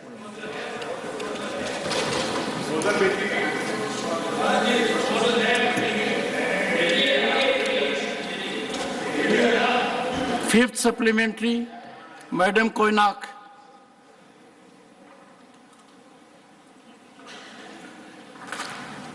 I'd like to ask the Honorable Minister, under capacity building and continuing medical education component of Ayurgyan scheme, does the ministry have plans to train Ayush doctors and other personnels in the rest of the states not yet covered in the country, and especially northeastern states of Arunachal, Nagaland, Manipur, Mizoram and Tripura? Thank you. Honorable Minister.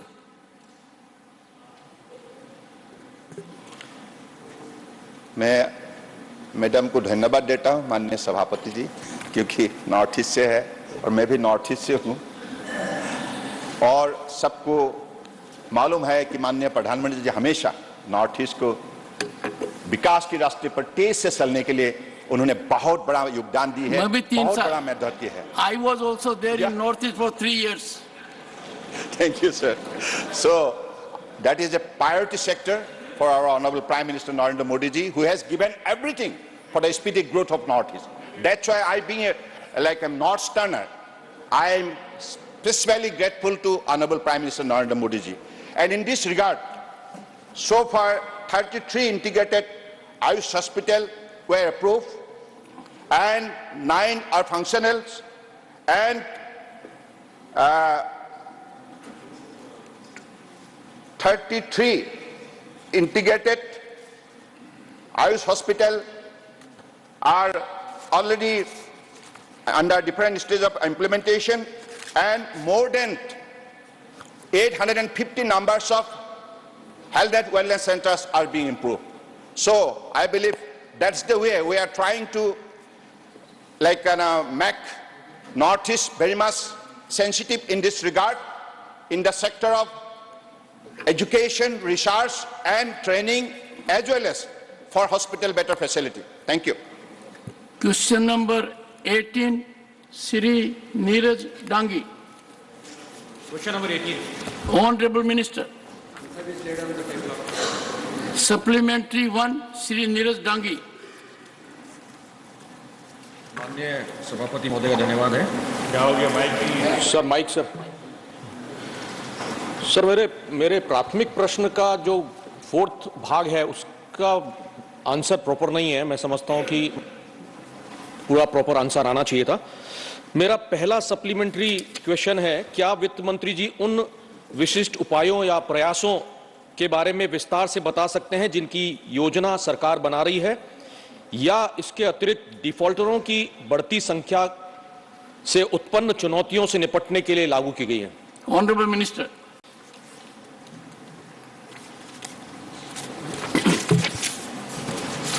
माननीय सभापति महोदय और माननीय सदस्यगण,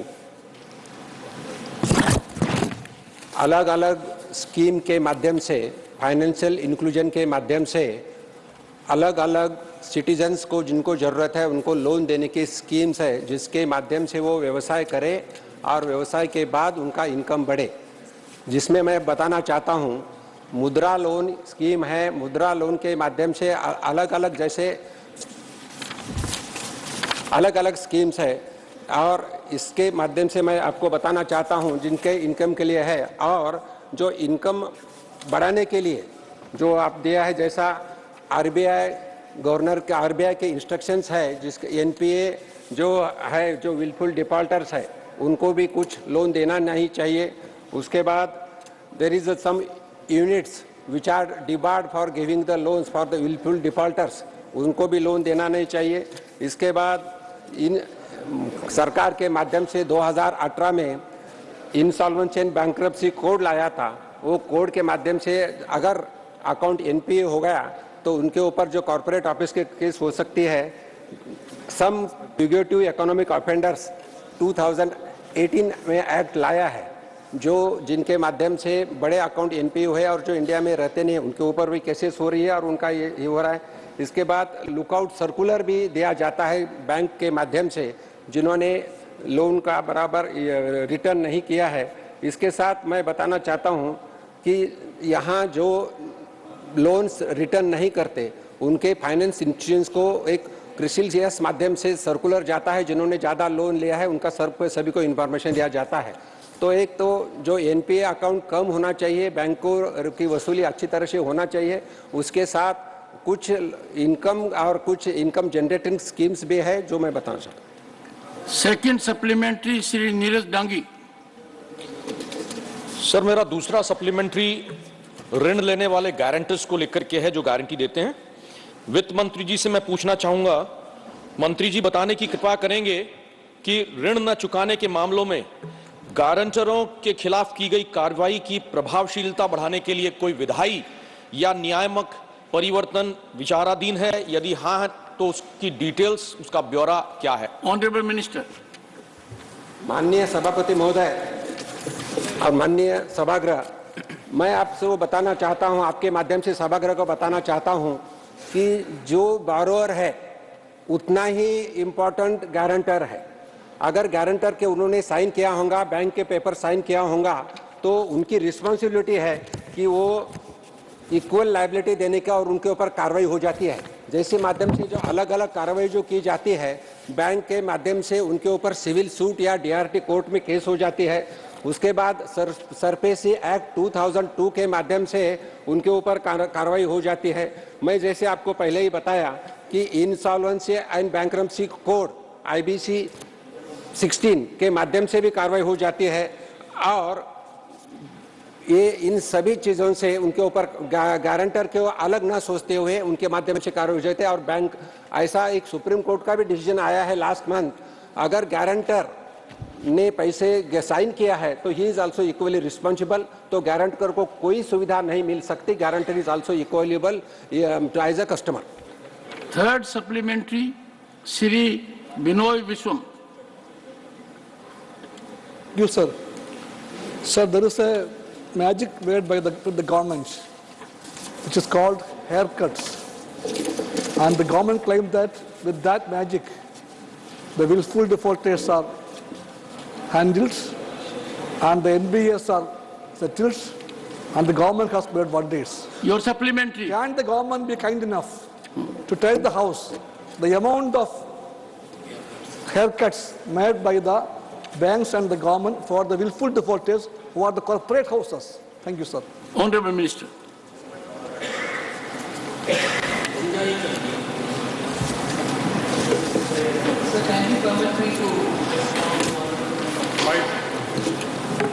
It's not the government which suggests saying take this haircut or take that level of haircut.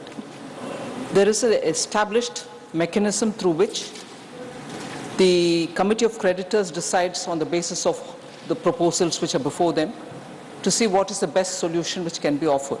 So first I would like to dispel the impression that the honorable members having and also probably putting before this House that the government decides on how much has to be the haircut. Not at all. There is an institutional bylaw mechanism which decides on how the creditors are going to be paid back.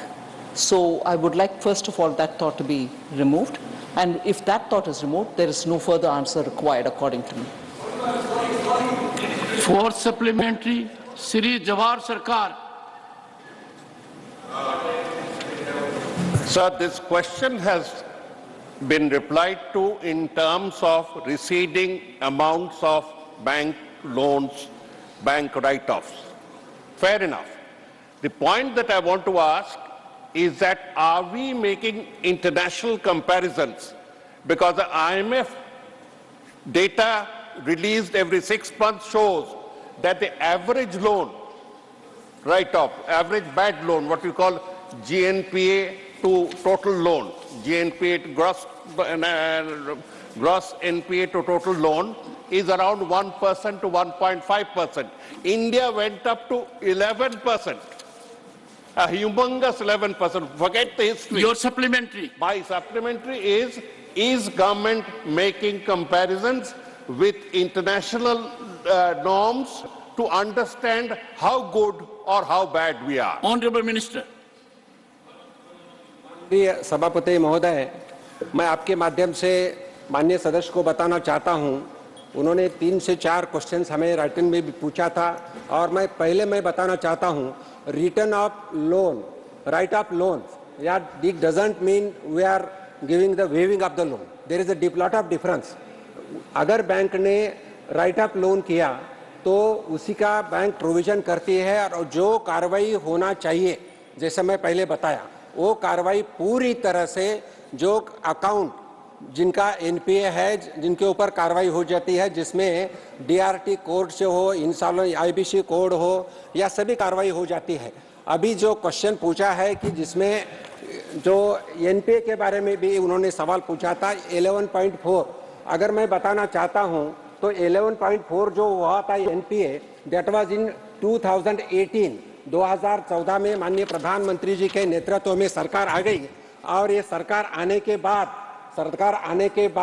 4 साल बैंकों को provision करना पड़ा. इसीलिए, और उसके बाद ऐसा कोई भी फोन बैंकिंग नहीं था, कुछ इंटरफेरेंस नहीं था बैंक में, इसीलिए 4 साल एनपीए बढ़ता गया. लेकिन अगर हम देखें तो एनपीए इतना कम हो गया है कि अराउंड 2% के आसपास है। एक मैं फिगर देना चाहता हूं जिसमें अकाउंट अगर हम देखें एनपीए तो 2.06 करोड़ से 5.72 लाख इतना एनपीए कम हो गया है। तो मैं इतना ही बताना चाहता हूं कि राइट अप और वे ऑफ में फर्क है। नंबर 2, जो कुछ एनपीए हुआ था वो पहले इसमें हुआ था, और एनपीए का परसेंटेज भी मेरे पास मैं बताना चाहता हूं। 2022-23 में शेड्यूल कमर्शियल बैंक का एनपीए 3.87% है, पब्लिक सेक्टर बैंक का 4.97% है और प्राइवेट सेक्टर बैंक का 2.29% है। ये ग्रॉस एनपीए है। अगर हम आफ्टर राइट ऑफ करने के बाद अगर यह नेट एनपीए अगर देखें तो 0.95, 1.24 और 0.055 इतना नेट एनपीए है। तो जो 2018 में जो माननीय सदस्य ने फिगर दिए 2018 की फिगर है, 2018 से 2022 तक कंटिन्यूसली एनपीए कम होते जा रहा है। और मैं बताना चाहता हूं सभी सभागृह को कि अभी बैंक का पर्टिकुलरली पब्लिक सेक्टर बैंक का अगर सितंबर टू सितंबर लास्ट ईयर का अगर हम लास्ट ईयर का तो 1,04,000 करोड़ का बैंक प्रॉफिट में, और this year means September to September I am saying the profit is around 1,32,000 crore. All banks are in profit. NPA is going down, and under the माननीय मोदी साहब के नेतृत्व में हमारी इकोनॉमी बढ़ रही है और बैंक अच्छी कर रहे हैं। Fifth supplementary Shri Jairam Ramesh. Sir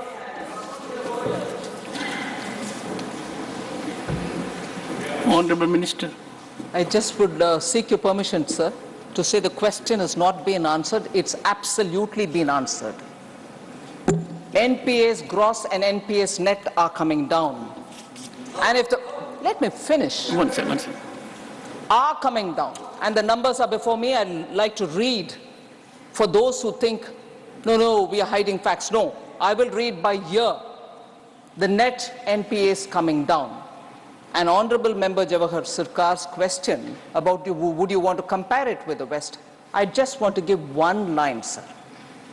If NPAs are coming down in India, and steadily at that, at every year's number shows, which I'll read it out, and would the Honorable Member please carefully notice that banking distress, whether in Germany or in the US, and the banks which are going bust in the US, if that has not been kept in the back of the mind of the member, and he still would raise, would you do international comparison?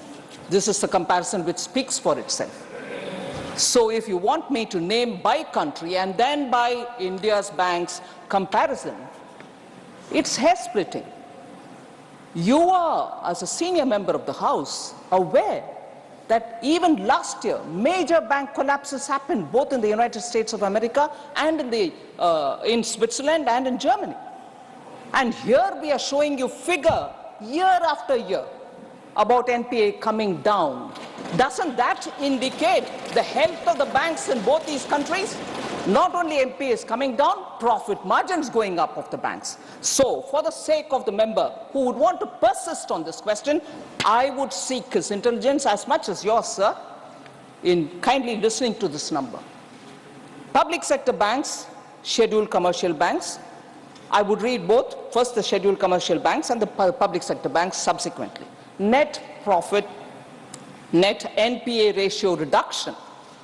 The high point was 2017-18, when scheduled commercial banks had a 5.94% of NPAs, and public sector banks had 7.97.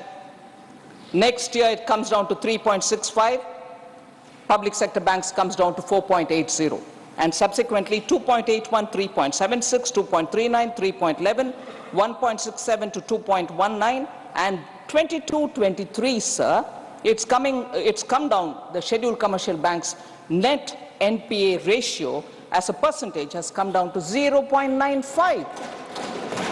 And it has come down to 1.24 in public sector banks. Honorable Minister. Oh, sorry, sir. Oh, sorry, sir. They're drawing me to the temptation. Member Yagnik is a very senior member, a lawyer. She knows the technical terms, terminologies. From Write off and waive off. Come on.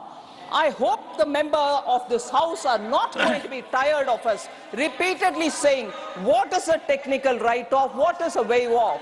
To go on asking this question, I'm not going to be tired to reply. But waive-off and write-off, is this wanting a second reply? We've repeatedly said.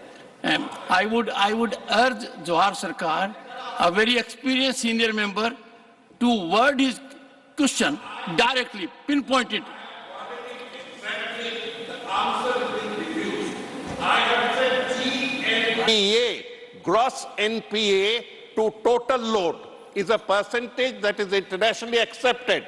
Year by year comparisons are given out, and it is 1 to 1.2% on an international average. India has not come anywhere across it in the last 8 years. Would the minister, who has read so much, who has been kind enough to intervene, give us a year-by-year comparison of the IMF standard or the IMF accepted international standard of gross NPA to total load? Okay, Mr. Sarkar, India's. Please, sir. I would, please. Honorable Minister, Honorable Minister, one second, please. Honorable Minister, may pardon my ignorance. Your minister used an expression, phone banking. What does that mean? Which one, sir? Phone banking. Phone banking. Thank you, sir. That would take me back. If you go in a little term, it's okay. Sir, thank you for giving me this opportunity.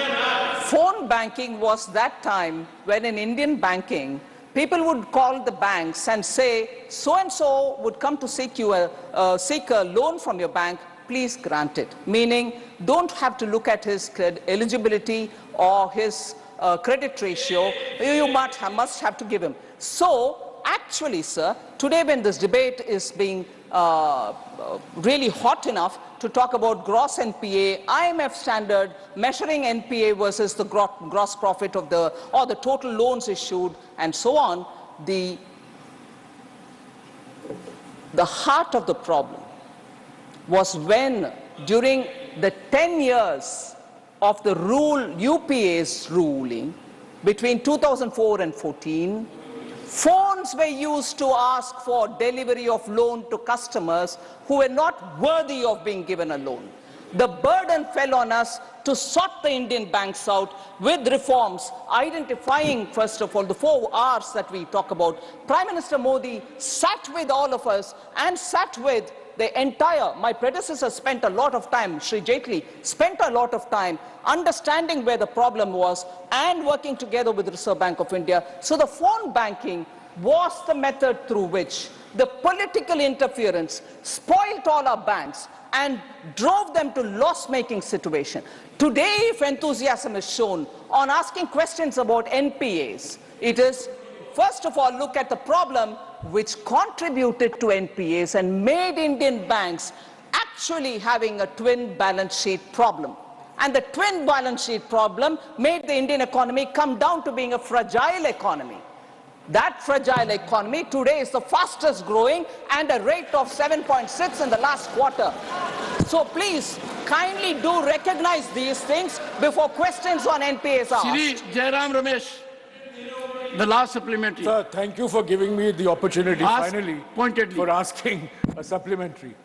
Sir, yesterday the Honorable Finance Minister answered a question in the Lok Sabha and said that there are 2,623 willful defaulters who owe the banks 1.96 lakh crores.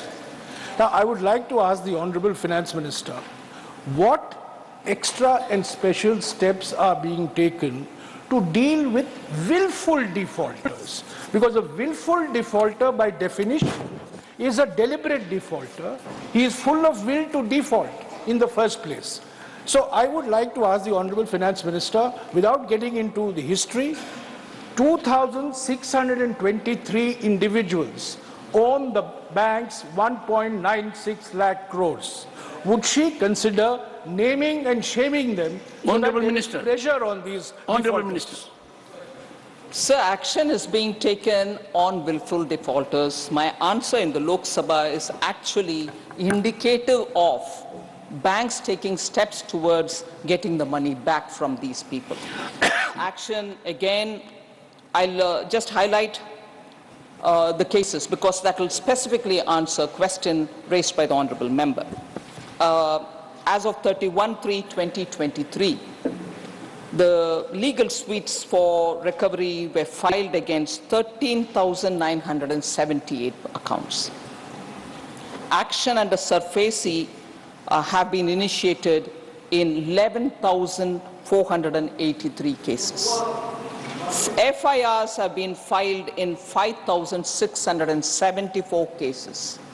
Aggregate amount of 33,801 crores have been recovered till 31/3/2023. The amount recovered is 33,000. Sir, therefore, the actions, and also there was a time, I think I've answered a parliament question about cases taken up by the ED. Now, why do I bring that here specifically? The money is recovered and the money is returned to the banks themselves, subject to correction, because I'm just saying it out of my memory. More than about 13,000 crores have been given to the banks from these defaulters on whom PMLA cases have resulted in action through the Enforcement Directorate. So monies are being recovered through CBI cases, monies are being recovered through SURFACE. So specific action through the various legal provisions are being taken, and as a result, monies are going back to the banks. Now, as on 1st December 2023, just a couple of days ago, assets amounting to 15,186.64 crores have been confiscated by the ED. I want this specifically on the record.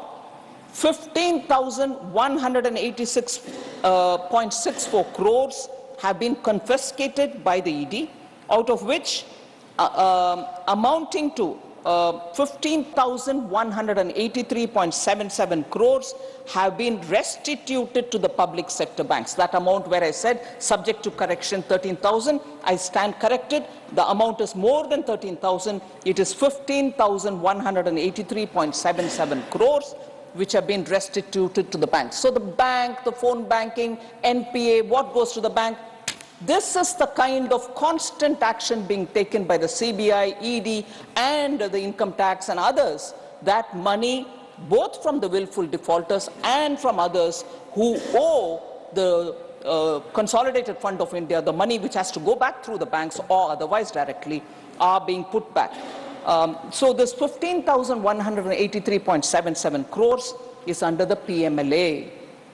Furthermore, sir, PMC Bank has recovered, I'm sure many from Maharashtra will be interested in knowing about this. PMC Bank has recovered 104.02 crores with active cooperation and support of ED. Assets amounting 692.89 crores have been confiscated under the provision of the FEOA 2018. So monies are constantly being recovered, not small amounts, huge amounts, which are going back to the public sector banks. Thank you, sir. Question number 19, Sri Mukul Balkrishan Vasnik. Honorable Minister. Table the House.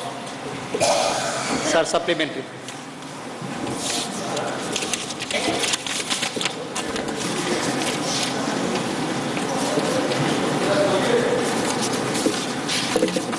Sri Amar Patnaik.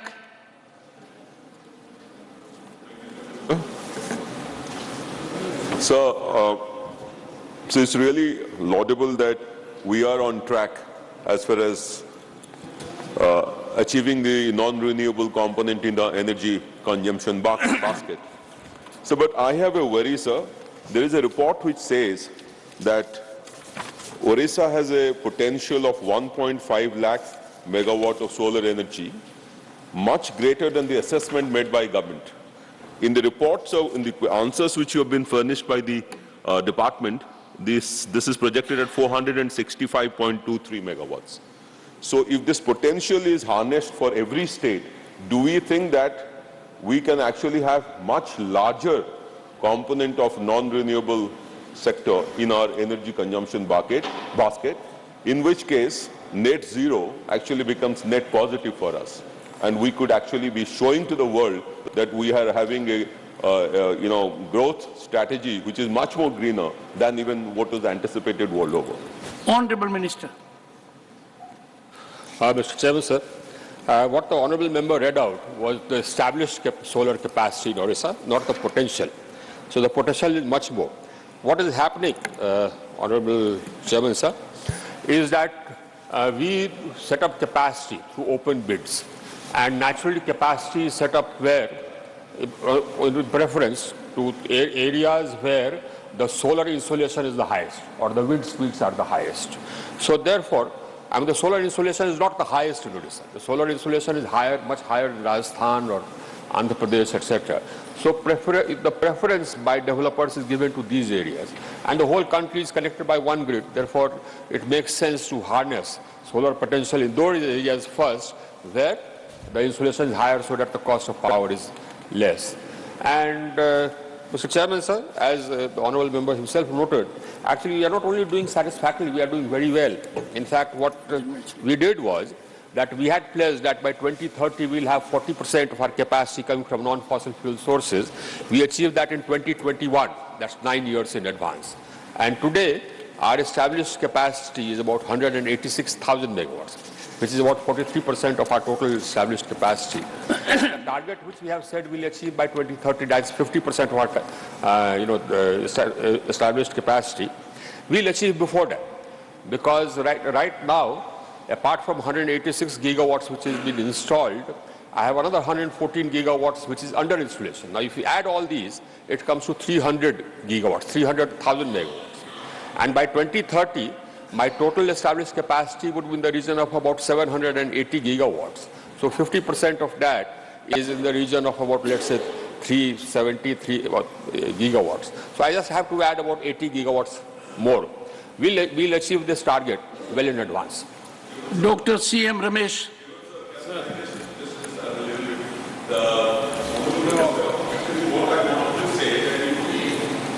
Potential at a low level, then we will be only achieving that target. But if we actually, whatever figures have been mentioned here, wind energy, solar energy, hydropower energy, if our potential is even higher, then we should actually target to actually achieve that, in which case we will have much better potential to achieve a higher growth rate, and even our fossil component can become even more. Well, the Honourable Member can meet the Honourable Minister in his chamber.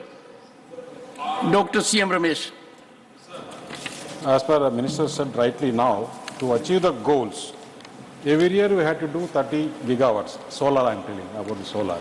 But doing the 30 gigawatts solar, now our manufacturing solar panels in India is not matching, not even 10 gigawatts. Some of the, whatever we are manufacturing, now in the USA there is a lot of demand.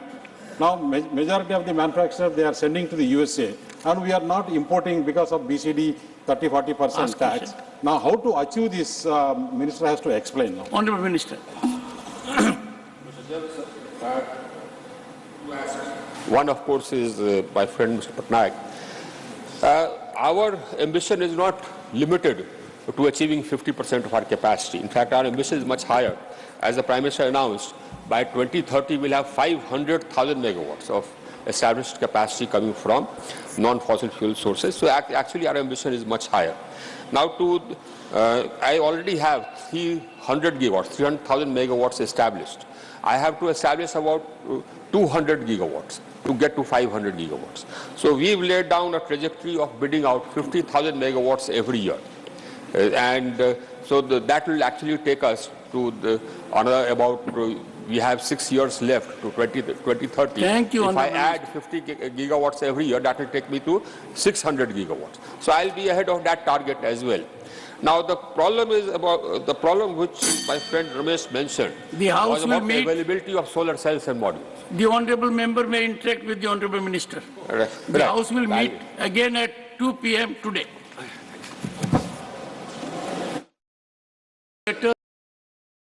And travelling, she is married to Shri Ashok Patil and has two sons, Aditya and Amit, and a daughter, Tejaswini Patil. Honourable members, on my own and your behalf, I wish her a long, healthy and happy life and to be ever blessed in public life.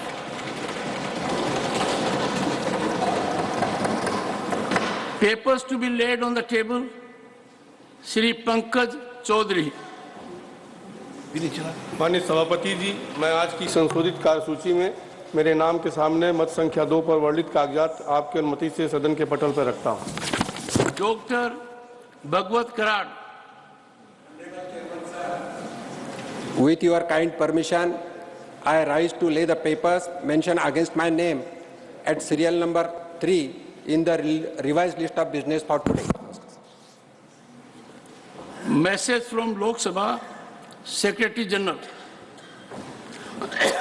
Sir, with your kind permission, I rise to report that the Lok Sabha at its sitting held on 4th December 2023 has agreed without any amendment to the Advocates Amendment Bill 2023, which was passed by the Rajya Sabha at its sitting held on 3rd August 2023.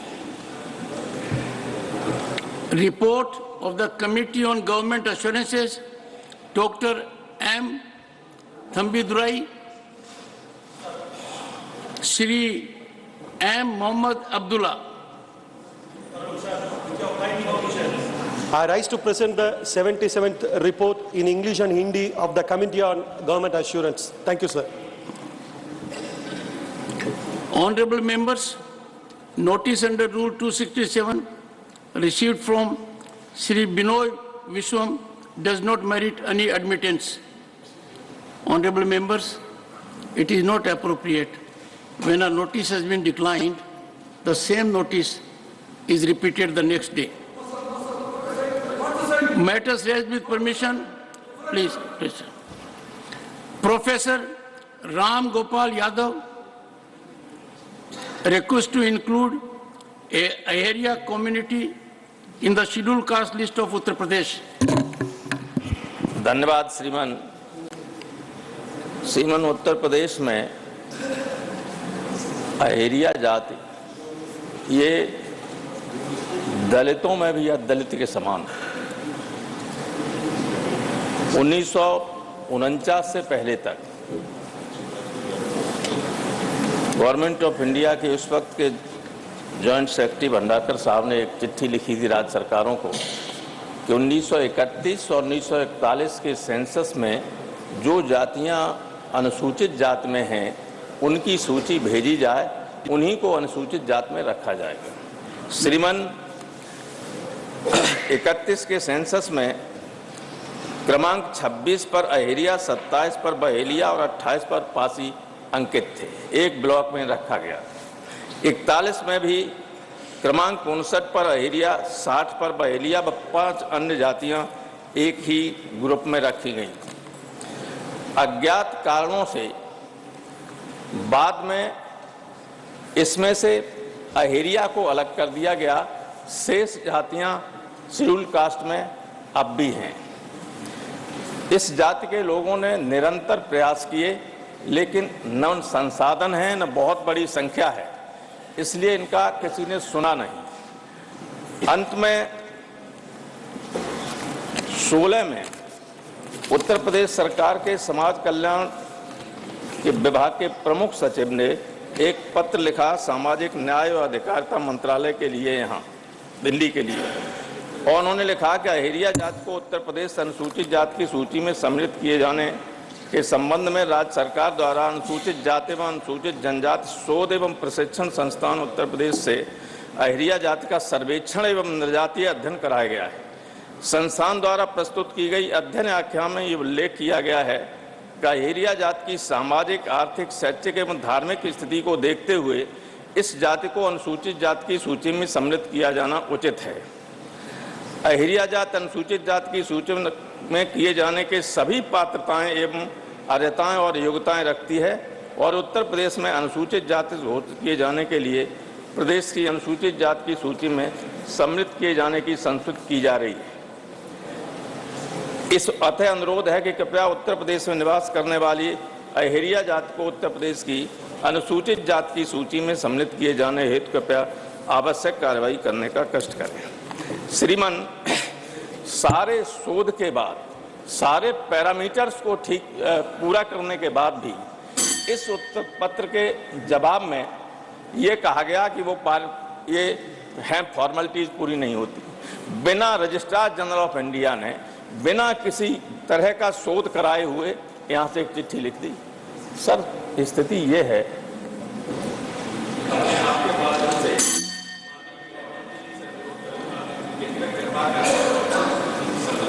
Sri Samirul Islam, concern over delay in disbursement of funds dues to MGNREGA scheme in West Bengal.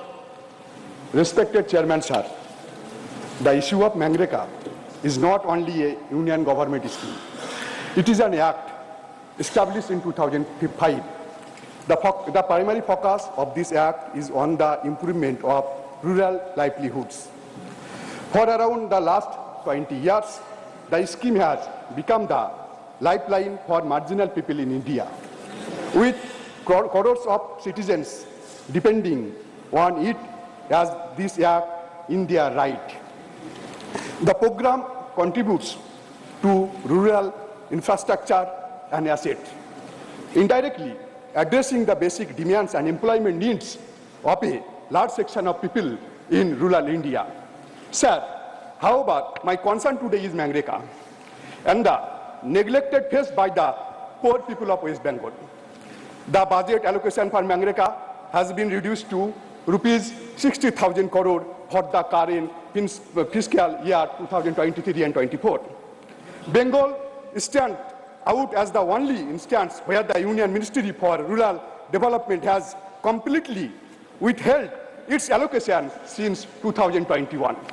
Sir, the total due towards wages for lakhs of job card holders alone is around rupees 3,500 crore with a total pending due worth rupees 7,000 crore.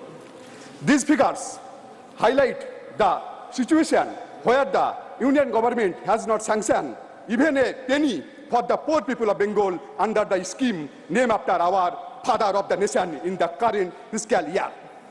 Consequently, about 20 lakh people dependent on the rural scheme, also known as the 100-day work scheme, are struggling to access their right to income.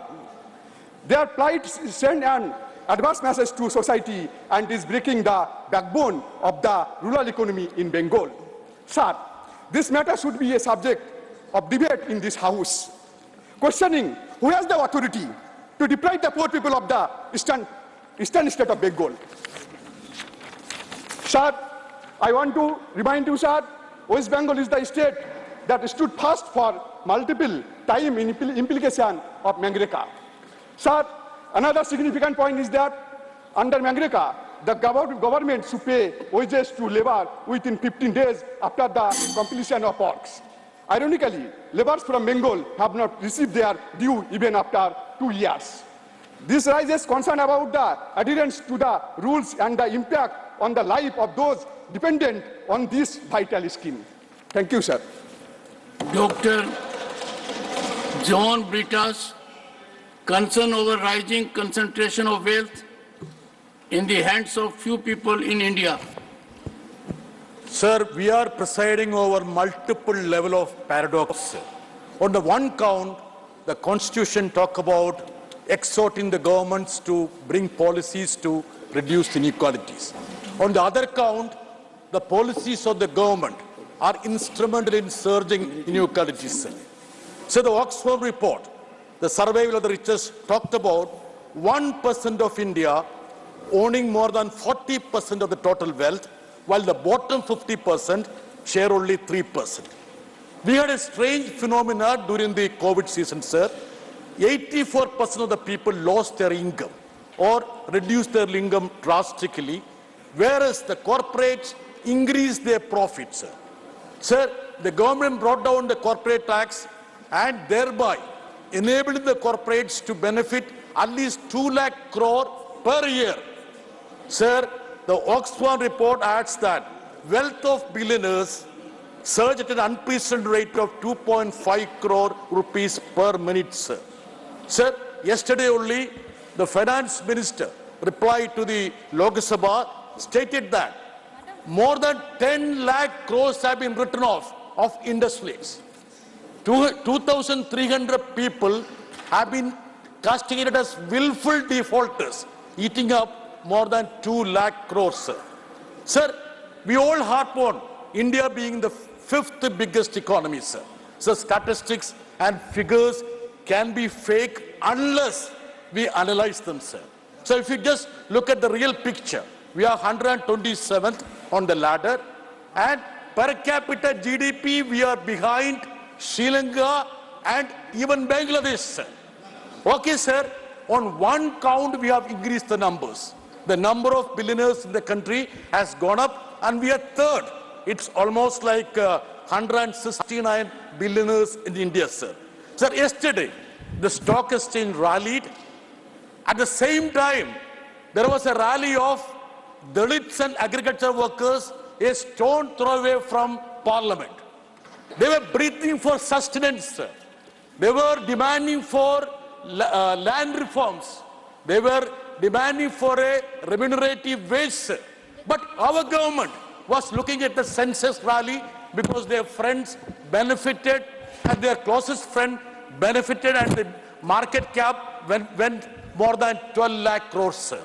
So this is the paradox on which our country is presiding, sir. So the other day, after the election victory, sir, you must have heard the Honorable Prime Minister saying that it's a victory of poor, the deprived, and the tribals. That was a statement of Honorable Prime Minister. Bhupendra Yadav, am I correct?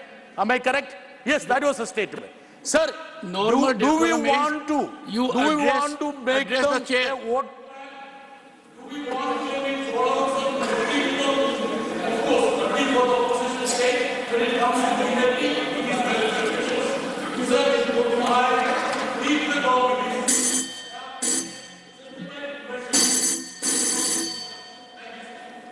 Honorable member is directed to put on the table of the House the assertion made by him that friends were benefited during course of the day.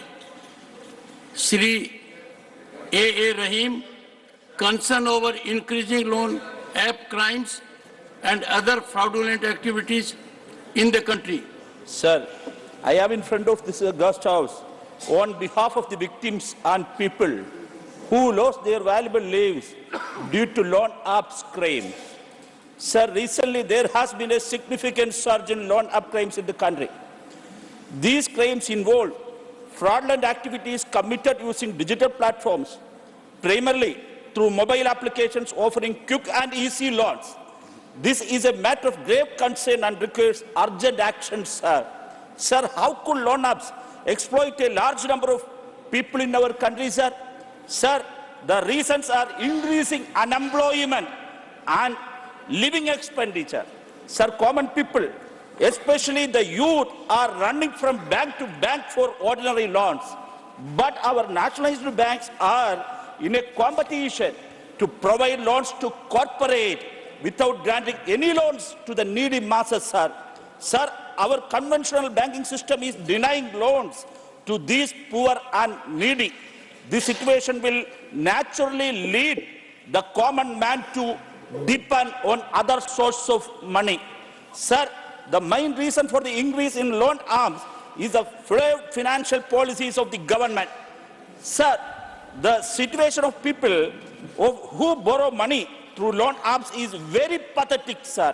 Once the payment is late or if they fail to pay the amount demanded by the app owners, the customer is blackmailed, and such mafias commit heinous crimes, including circulating deep fake videos and morphed images by using data extracted extracted from the client during the registration process.